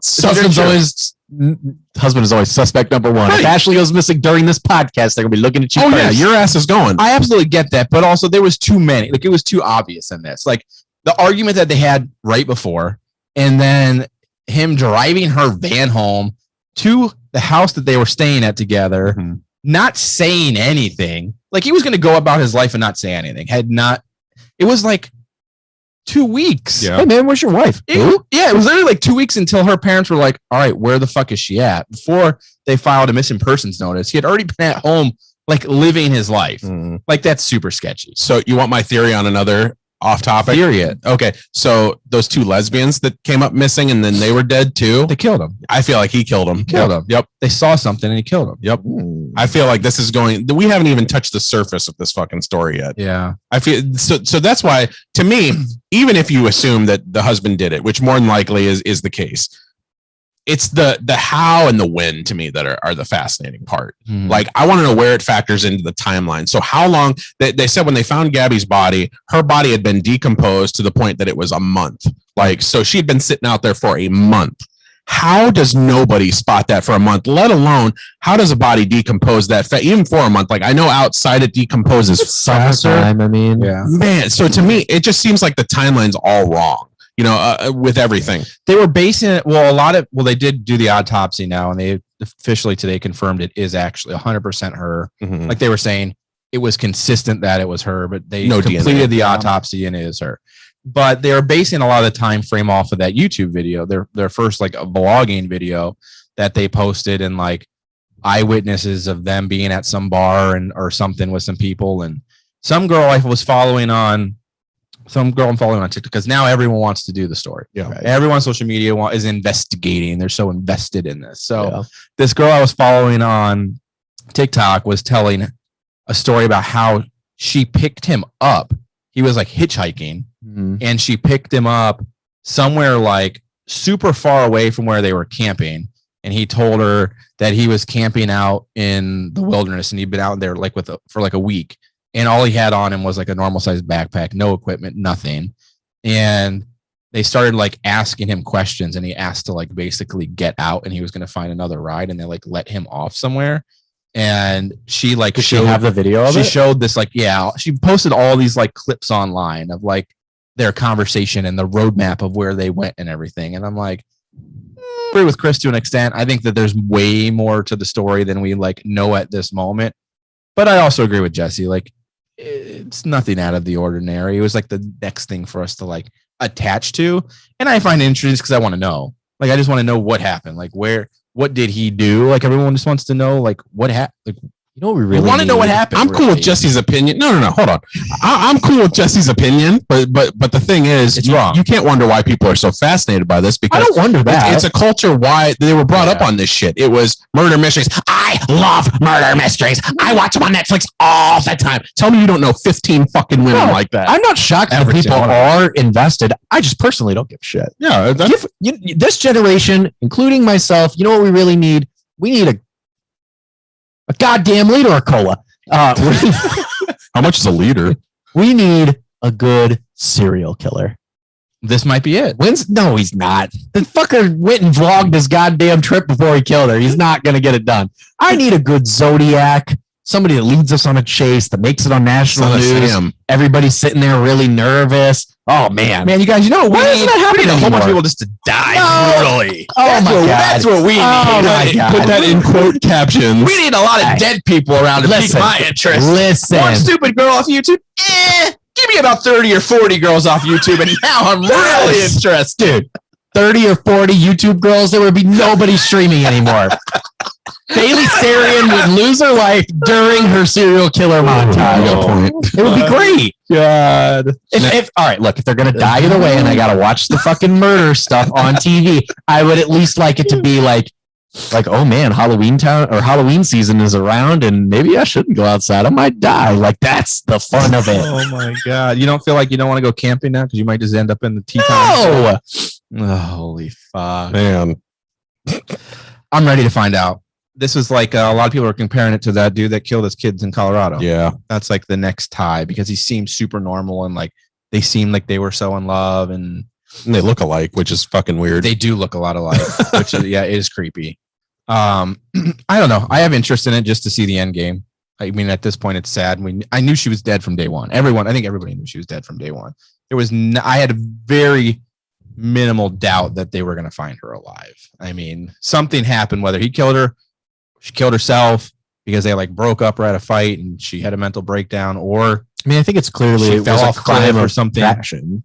Yeah. Because otherwise you're not going to be vlogging it and doing all that other shit. Like, it's not planned well enough. I think that there was there was history of abuse or something too, like a 911 call that's been reviewed and everything. Like, she probably said something that pissed him off, and he probably killed her. I don't think he did it intentionally. He probably lost his cool and got way too much and went too far, or he hit her and she tripped, or it's something like that. I don't think he planned to kill her when he went out there, but that takes away even more mystery for me. Right. If they were a happy couple and like there wasn't any of this shit, and it was just like this happy-go-lucky couple that has a great job and no motive. they vlog together and it's fantastic, and then they're gone. Now I'm getting a little more interested. Well, that's what they said. Everybody who comes across them, whether it's on this trail or whether it's friends in real life, they said they were a very rocky and turbulent relationship. And even the police body cam footage shows that when they were called to the argument or the dispute that I believe Gabby called it in. So they're interviewing her, and you can see they're both shaking. He calls her crazy and then laughs it off as a joke later on. I'm like, there's a lot that's not natural about this. That part is super sad though too, because so yeah, they are in a shitty spot. I think that's part of why they went on this trip. They were engaged, then they called it off because they were just fucking fighting all the time, whatever. We're going to go on this trip. We're going to try and make amends or make our relationship work. And then you have this interaction with the cops being there, and it could have been her out. Like, she could have fucking just said, yeah, he hit me, or I don't feel safe, and she'd be alive still. But for whatever reason, she didn't want to press charges against him.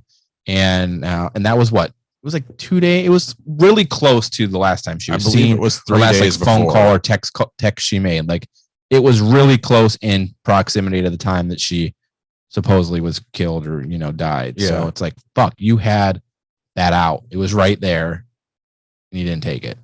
Yeah. And I want to know what happened. I want to know what came of it. Like, what was the crime of passion? Did they just have some disagreement and she fucking tripped and fell? And would you guys still be as interested if it turned out that she was like a really toxic, shitty person just as much as he was? I'd be more. Would you? I would. Yeah. I don't really know much about their relation. I want to care. Yeah, I don't think I care either way. When you see your picture, she looks like a cute, sweet girl. blonde. Right. She looks like a sweet girl. That's not why I'm interested. Typical American girl goes missing. Like, that's always the story. Yeah. But if she was like a belligerent bitch and she just was like, maybe she's hitting him or screaming in his face or something, and he's the exact same way and can't keep his cool, I'm like, I'm with Ryan. Why are you more invested if that's the case? If that's the case, because it throws more absurdity into everything that we've already talked about. So to me, like as Ryan kind of talked about, he drove her van home. Nobody questioned it. He came home, came in contact with the police. Nobody questioned it. The parents until yesterday were roaming free, and they, whether they knew or where they didn't know where he was at remains to be seen, but that's not important. All these questions weren't answered. It seemed like the police dropped the ball several times on this investigation already.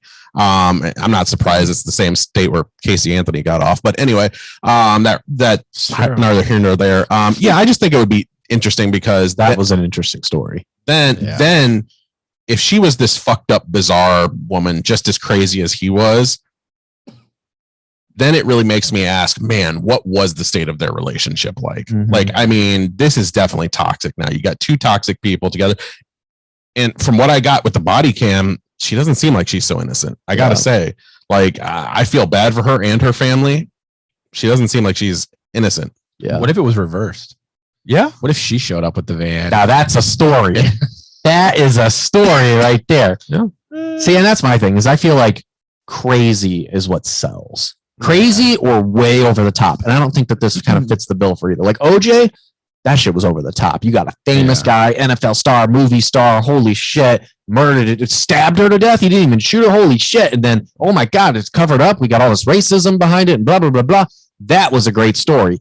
Casey Anthony, same thing. Young, cute girl, has the daughter. There's cute pictures of her. We find her in this baby. There's duct tape and all this other weird shit that's going on. That was a crazy story. Yeah. Like, it's either got to be super over the top for entertainment, and I shouldn't say entertainment, but for like to keep people's interest in the national spotlight, you need that. Even with stuff recently, like George Floyd was over the top. Yeah, it wasn't crazy, but it was over the top. Well, and the thing is, like, social media enhances the appeal of this mystery to begin with. So like if this had happened, we'll say 25 years ago, but before social media was ever a big thing or it was out there. To me, this thing would have died out in the media probably after a few days. It's only on the tabloids. It is living because everybody is continuing to share it. Everybody's continuing to talk about their theories. And I feel like because of such, news channels have a responsibility to go, we've got to cover it. We have to make this as crazy and as out there as possible. Like I just read a story where today Brian was supposedly caught in Florida on deer cam footage that he's out in the woods out there at a nature preserve. You know what that really was? Bigfoot. That's right. Which we're trying to track, but we're having some snags. That damn Sasquatch. It's a goddamn snag. No, it'll be over soon. I mean, at this point, now that they confirmed that it was her and everything, the interest is going to fizzle out fast. We know he did it. We'll hear about why or how. Well, now the interest is going to shift to where is he? Right. I mean, that's my big thing though. How'd you let him fucking get away? Like, come on, he's the number one suspect. You can't detain him for a certain amount of time. But you can certainly watch his house. You can watch his house. You can watch his house, I guess. Yeah, they could have kept an eye on that dude. For him to sneak out, you could be harassing me if you're following me, though. And would they want to give away their investigation in the media? So, like, they probably know where he's at right now. I mean, come on, for crying out loud. It's the FBI, for Christ's sake. They probably know where he's at. And would they say, we're still, we know exactly where Brian's at. We're watching you at all times. He's going to go running somewhere else. And he's not very smart. The guy is vlogging with her before he murders her and comes back with her car with no explanation. He ain't going to make it very far. What would you guys do? If I had murdered my girlfriend? So if you were, so you went out, you go on this road trip adventure with your girlfriend. Okay. And you guys are going to do this van life thing. And along the way, the time of being together, like things get bad. You start getting on each other's nerves. Definitely kill her. No, listen. Oh. You're off on a fucking side, you're on a turn off on the fucking mountains or whatever. You pull over to sleep or whatever, and you get in an argument. And you're outside, and your girlfriend, will just say she trips and falls, fucking off a cliff and dies. What do you do? What are you doing? Don't drive home and act like nothing happened, because now I'm going to be associated with her murder. I get that, but say you are 100% innocent. But you don't to call the police and say my wife just fell off a cliff. But you don't think anyone's going to believe you. They're going to think automatically that you fucking pushed her and killed her. Why did they think that? But though? it looks, because you're always the number one. You're the number one suspect. I agree, but it always looks better if you get the authorities involved Yeah, right I from the agree. start. Like that's the thing that was so crazy about that.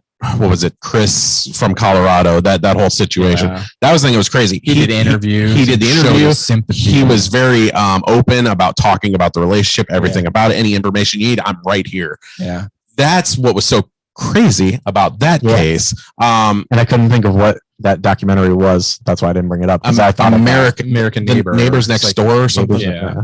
Yeah. Netflix. Yeah. I wanted to watch it, never did. Really good. But so even if like, okay, so you had the same scenario, like there was 2 days prior, like a day prior, big blowout argument. The cops came, they have body cam footage, all that unfolded. You're just calling the cops and saying, hey, my girlfriend's dead. I have a better chance of getting away with it. Well, being proven innocent in this case. I have a better chance of being proven innocent because they have to prove that I'm guilty. Whereas if I go home and I have no car and I've got this car and I didn't say anything and I look like I'm trying to hide it because you can't fucking hide that your wife disappeared.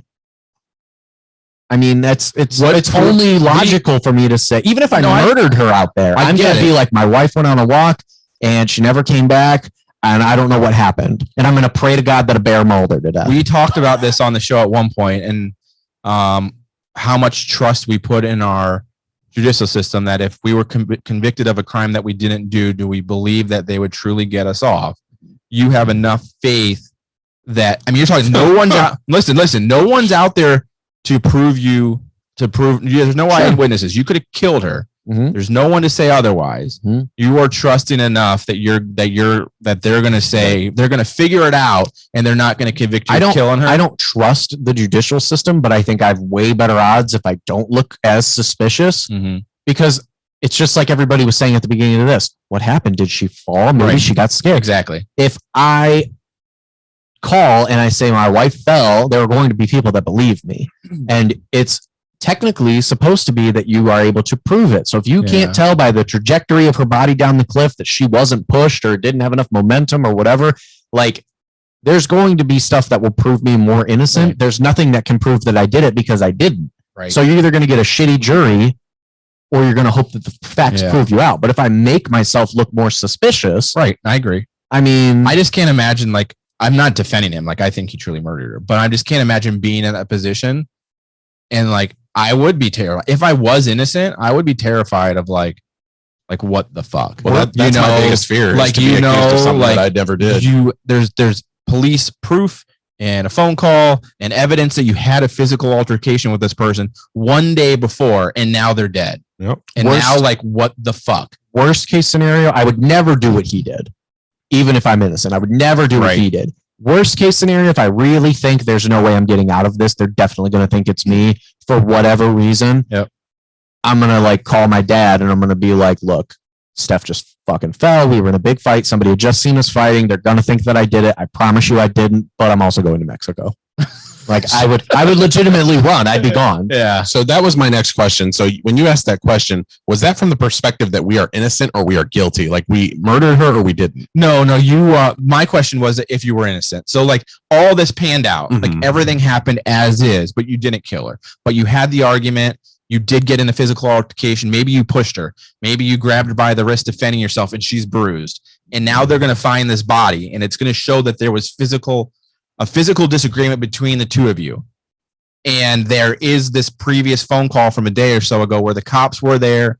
You both had an argument. They know there was a physical altercation. Yeah. And now now you get into an argument and we're just going to say, maybe she fucking kills herself. Whatever it is, you didn't kill her, but she dies. She falls off a cliff, either because you got in an argument and you shoved her off of you because she was attacking you. Your prints are on her. And you touched her and she fucking falls and dies and you're out there by yourself. What do you do? I am terrified of our judicial system and being found guilty for a crime I didn't do. I agree. And all these people that go to jail for life and there's nothing you can do. Like you're fucked. There's literally nothing you can do. This is why it's easier to answer if I was guilty, because if I was guilty, It doesn't matter. You know, I would hide the body the best I could, and then I would make a run for Mexico or Canada. I think he was closer to Canada. Yeah. So I'd go to Canada. And I'd get across by the time they've even fucking realized she's missing. Yeah. Right. But if I'm innocent, I kind of like Jesse's answer, just because to me, I feel like it's smarter to get the public and to get the authorities involved, like to show like, so here's the question you have to answer for yourself. Why would I turn myself in? Right.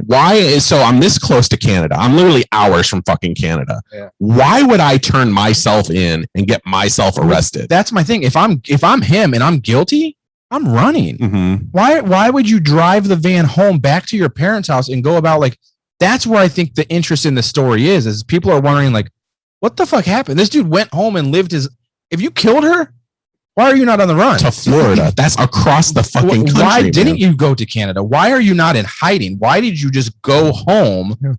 Like he knows what happened. He knows he killed her. Going home was really stupid. Maybe he's a dumbass and he's like, nobody will suspect me if I just go on with my life. They'll think that I didn't know where she was. But it's like you live with her. You didn't know she wasn't there. She lived with you for a year. Documented as being there. She lived there with his parents for a year.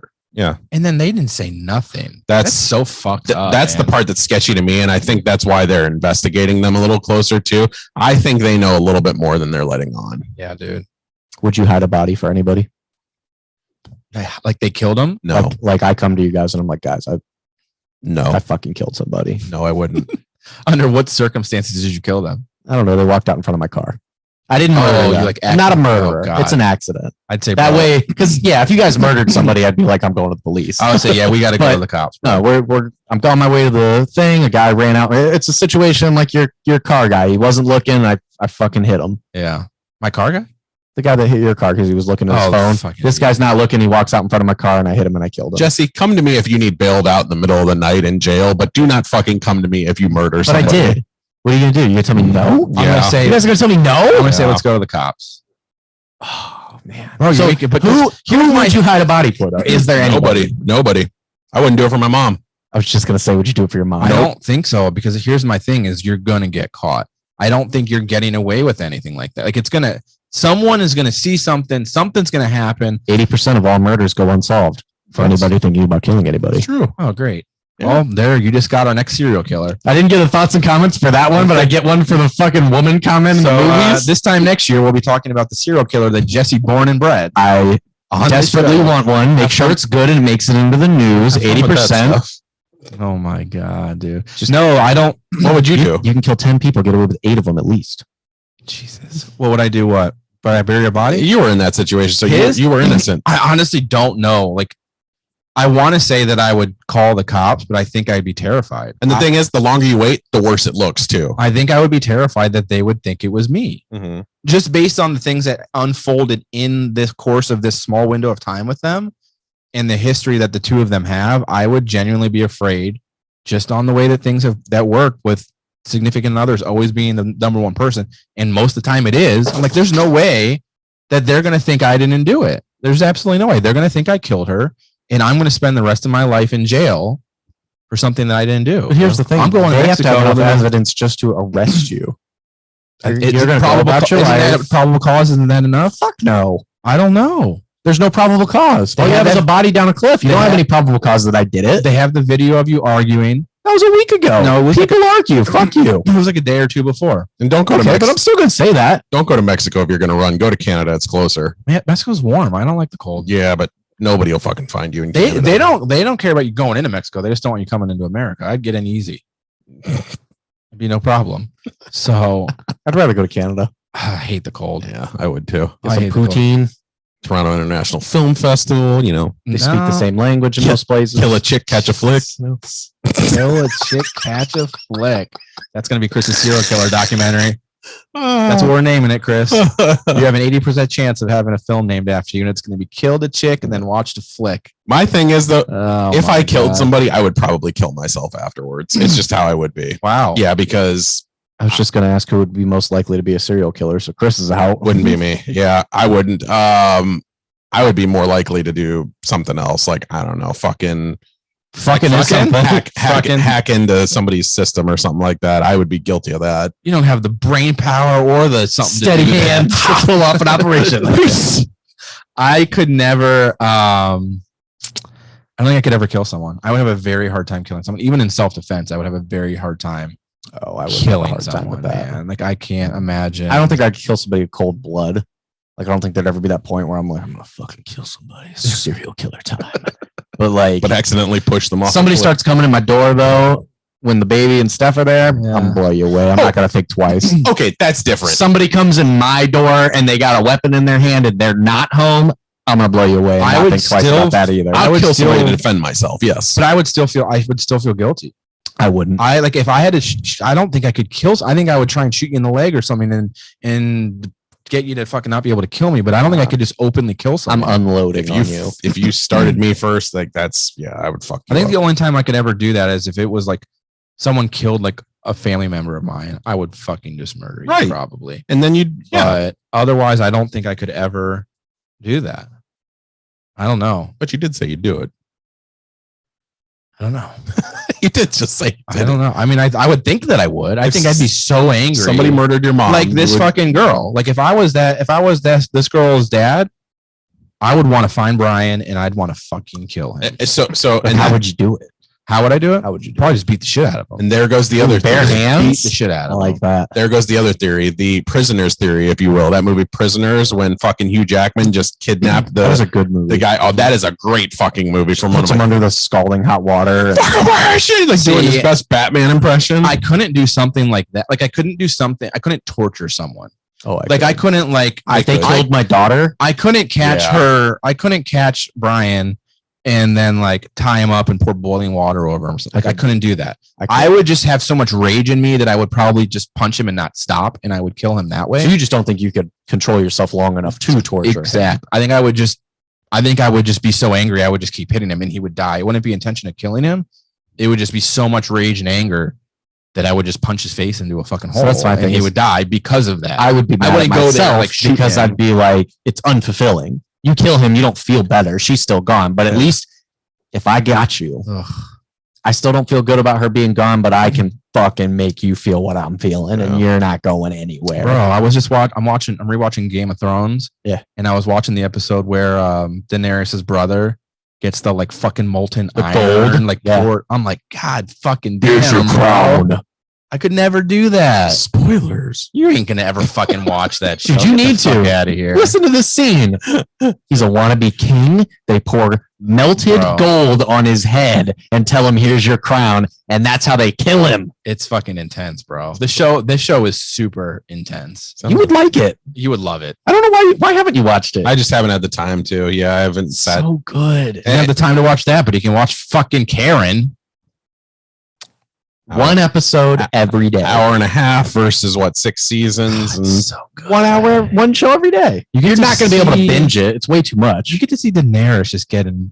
Oh, she's so hot. She's getting raped in that scene. You fucking. There's other scenes. Nah, fuck it. Yeah. She's getting. Jesus. He's taking that ass. Yeah, we know. It's a sad scene. She's crying in it. Oh my god. There's lots of sex even outside of that. This show is wild. It's good. Yeah, I've heard. Would you tell him to watch that or Harry Potter first? If he would only watch Harry Potter. Yeah, I agree. Harry Potter hands down. Harry Potter's not better. Argument. Harry Potter's not a better. No, but it's more iconic. But it's more iconic. You need to just see it. Have you read the books? Even it's the greatest story ever told. Doesn't even know how to read. The kid can't even read. Anonymous. Damn you. No, but it's more iconic. It's a better story because it's perfect all the way through. Game of Thrones ends bad. Are you some kind of lunatic? Do you not have a soul? I'm sorry, I can't hear you. I've been physically abused in the ear. We're so fucking stupid. Anyhow, so yeah, Gabby, we'll see what happens. It's the end of that. Do you think they make anything about it? Do you genuinely think they'll? You think they will? This thing's ripe for fucking documentaries. Or do you think like someone will actually do something with I hope a Netflix documentary. Yeah. Like Lifetime. It'll be Lifetime. Lifetime's awful. Story. It's always the man. Yeah. Lifetime sucks. If they're going to do it, I'd like it to be Netflix because at least it'd be something quality. But I don't know if we have enough I don't know to Jesse's point, it's so open and Netflix shut. I don't know if bullshit there's that enough nobody's ever content heard to about, make though. anything. It's not over yet. What do you really think happens next? Well, they have to fucking discover the how and the why and the when. That dude will sing. Do you think They'll catch him. They'll make him do you talk. think it was intentional? Like, do you think swear I didn't mean do you think that he had do you think that it was like preconceived intention that like he knew they were going on this cross-country camp trip and she was not going to come There's back? a lot of problems in that relationship, and that's evident from just the little we do know about it. Yeah. What don't we know about it? Yeah. Monumental stuff. Yeah. But do you think that it was like he knew prior to them going on this trip, this van life, that it was going to happen, or it was just a bumps along the way? And I mean, he didn't. I don't know. It changed fast because those Instagram videos when they first leave, I mean, they're excited and they're they want to go and live out for the whole summer or whatever it is on their own. And you think that was show? It could have been. Yeah, because that's what a lot of people are saying, is that they believe that that's just the narcissism in him. Like that was all fake, and like don't believe what you see on social media, because obviously they really weren't happy. She's dead. They're saying her last texts weren't from her; they were from him. Him using her phone. Yeah, because they were strange texts. Yeah, dude. I really don't know. I don't know. I'm thinking that it was accidental or like a fit of rage type thing, a fight, and something happened and she died. I don't think I believe that he knew from the start that they were going to go and she wasn't going to come home. You can't kill somebody on a trip. People fuck that up. Yeah. Well, watch the goddamn documentaries and stuff. It's easy to get away with murder. Yeah. It really is. That's the sad part. He's an idiot. Like that. What? It's not. But I mean, is it easy to get away with murder of a significant other? That's different. If you really want to kill somebody, we should really be giving our listeners this advice. You're doing some really big red flags. Like, no, like if you really, not from experience, but yeah, I didn't. Oh, trust me, there are some girls that would be dead if. All right, they're not. So I don't care. Hit the button. The thoughts and comments of Jesse Young do not reflect the Made to Motivate podcast in We're any gonna way. get shut down. Bus press taking us off their feed. I'm just saying, Last a crime episode. of passion is not easy to cover up, and that if that's what it is. But if he really planned to kill her and he did take her out there to do it, right?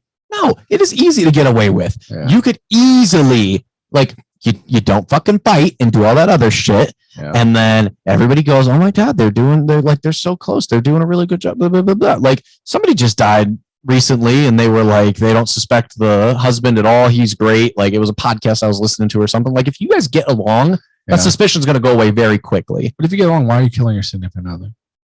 Because it's obviously fake. I mean, if you're planning on killing somebody, you're clearly not together in the head as easily. Like, right. I mean, but no, if you really want them dead and you're like, I'm gonna kill them, don't do it in a week without thinking it through. Fucking, give it some time. And then if you work through it and you end up liking each other, then you don't kill her, Maybe they turn it around. Maybe you're like, she's not so bad. I'll put all the tarp away and all that other stuff. No more duct tape. God, I'll have duct tape for years now. I don't even have to use it. They apparently never watched you. The Otherwise, benefits. they'd know what was going on. The benefits of it all. So, think about it. Like before that show ever even existed, I read that novel. I love the I love the book, but I've never seen one episode of the show. It's terrible. It's good. I've heard so it's You Lifetime. like it? It's Lifetime, which like is what it. scares me. No, it's good, bro. It's very, oh my God, girlfriend, I can't believe you're with that weird guy. Yeah, but he treats me really nice. And oh, here's your ex-boyfriend who's a douchebag, but we all love it. Like, it's just so love this character, Chris, and hate this character, Chris. And it's just it's not good. It's not. I mean, my history of loving awful things. So, Mm, but touche. to my defense, if you read any of the social media, everyone loves the show. Oh, I've seen it. Yeah, it's fucking the everywhere. newest trailer seems like such a Dexter knockoff. Isn't it like though. season 3 now? Season 3 comes out October 10th, I think. And I was watching the trailer today, and the way that he voiceovers the trailer, it sounds exactly like Dexter, like 2AT. I can't wait for that. I was really, really into it man. for like 3 episodes, and then it just was like too much. I was just like, what the fuck? Not enough sex, too much murder. I don't even need sex in my shows, man. I need a good, captivating story. He's a serial killer. That's all that you wanted. You were just asking for it. No, I want a good serial killer. That fucking dude would have been caught 10 times over by now. And he's not good at what he does. A real serial killer. I don't need a fucking fake show for a good serial killer because the Zodiac still has ciphers that haven't been figured out. That guy was a good fucking serial killer. He's my favorite. He's fantastic. It took over 100 years of DNA improvement to get the fucking Boston Slasher or whatever the fuck, Boston Strangler. No, who's the slasher? Ripper. Yeah, Jack the Ripper. Jack the Ripper. They figured him out after 100 and something years. It's not hard, like you said. I think none of this is hard. It's just, thankfully, there's not as many fucked up people out there as there could be, because it is not hard to do. That's just like watching that 9/11 show, the documentary one, and like some of the shit that unfolded in that, like it wouldn't have been that hard. And they're talking about the guy that was going to drive the fucking trucks underneath like the federal building or something. Yeah. At any given time, anyone could fucking take a dump truck full of fucking dynamite or something and drive it into any building at any time. Who's going to stop them? Right. And if they do, they're just going to get blown up. Like shit's not that hard. Thankfully, either people are terrified of the repercussions of it, or thankfully people just aren't as fucked up as we are, to the point most that they people take it are to not extreme. fucked up to that point. Yeah. But no, I'm just saying, like, there was a serial killer in Southern Ohio. Yeah. And nothing ever came from that. They never caught anybody. Where's my fucking show on that? Why isn't that getting some national coverage? There's a bunch of women going missing. They're finding them in creeks down there. That's an interesting story. What the fuck is wrong with people that you get to that point, though? Like, how do you, like, just like Zodiac, you know, like, how do you just fucking, like, meet women out at a bar, take them home, seduce them, and then murder them? And do it over and over and over and over again. Dahmer said that it was because of porn. He took it too far. Zodiac's a tough case because we don't really know who he was. There's theories. I have my theory they really caught him. Who? Ted Cruz. It looks like him. But it's a bad example just because we don't know his motivation. Now, if you want to say Dahmer, yeah, absolutely. It's because of that, and because he hated the same women who were turning him down at school. Mm-hmm. So it's just wild. I guess I'll never understand. I don't think anybody will ever understand, like, what's going through someone's, like, how do you get to that point that it just, how are you so fucked up that you can do that and you just don't care? I fully think that every single human being is capable of being. I think so. I truly do. I think that the right circumstances happen to you. It's like the Joker. One bad day can make anybody like me. And Punisher, you're just a bad day away from being me. Yep. So I think that if fucked up shit happened to you as a kid, like when my daughter's born, she's not going to live through that. It's very, very unlikely that she will become a female serial killer one day. Are there female serial killers? Not many. Men are just fucked up. What's her name? That's almost always what it is, though.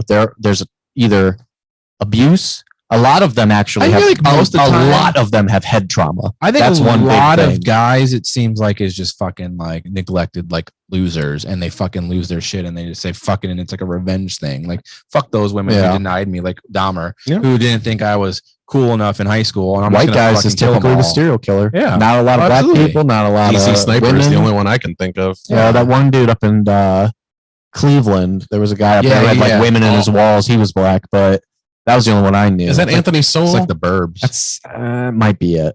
Speaking of which, have you seen The Burbs yet? I've not saw seen you The Burbs bought yet. Event Horizon. I did buy it. Watch it yet? Yeah, haven't had When time. are you watching it? I'm going to be on 6 weeks of vacation soon, so I'll be watching. Can you watch The Burbs too? If I can find it. I want the last word on this episode, by the way. Are we done? Penis. What's the last word? Last word with Chris Kessinger. Here we go. Number 9, fat boy. Give me number 9, just like his. Let me get a number 6 with extra dip. I'll have 2 number 9s, a number 9 large, a number 6 with extra dip, a number 7, 2 number 45s, 1 with cheese, and a large soda. Thank you. Thanks for tuning in, y'all. That is Made to Motivate Podcast. Make sure you tune into the show every week. Like, share, subscribe, hit the bell on YouTube so you know when the new videos launch. And check out our pages individually if you can. We appreciate the support. At Jesse Unk SI on Twitter. Chris the Film Freak Kessinger. Check out the Film Freak Review page on Facebook. And I am Ryan Weiss. You can check out rockeverywhereinc.etsy.com to follow my art and apparel page. We appreciate the support. And, of course, at Made to Motivate Podcast on all social media sites. Thanks again, and we'll check you next week.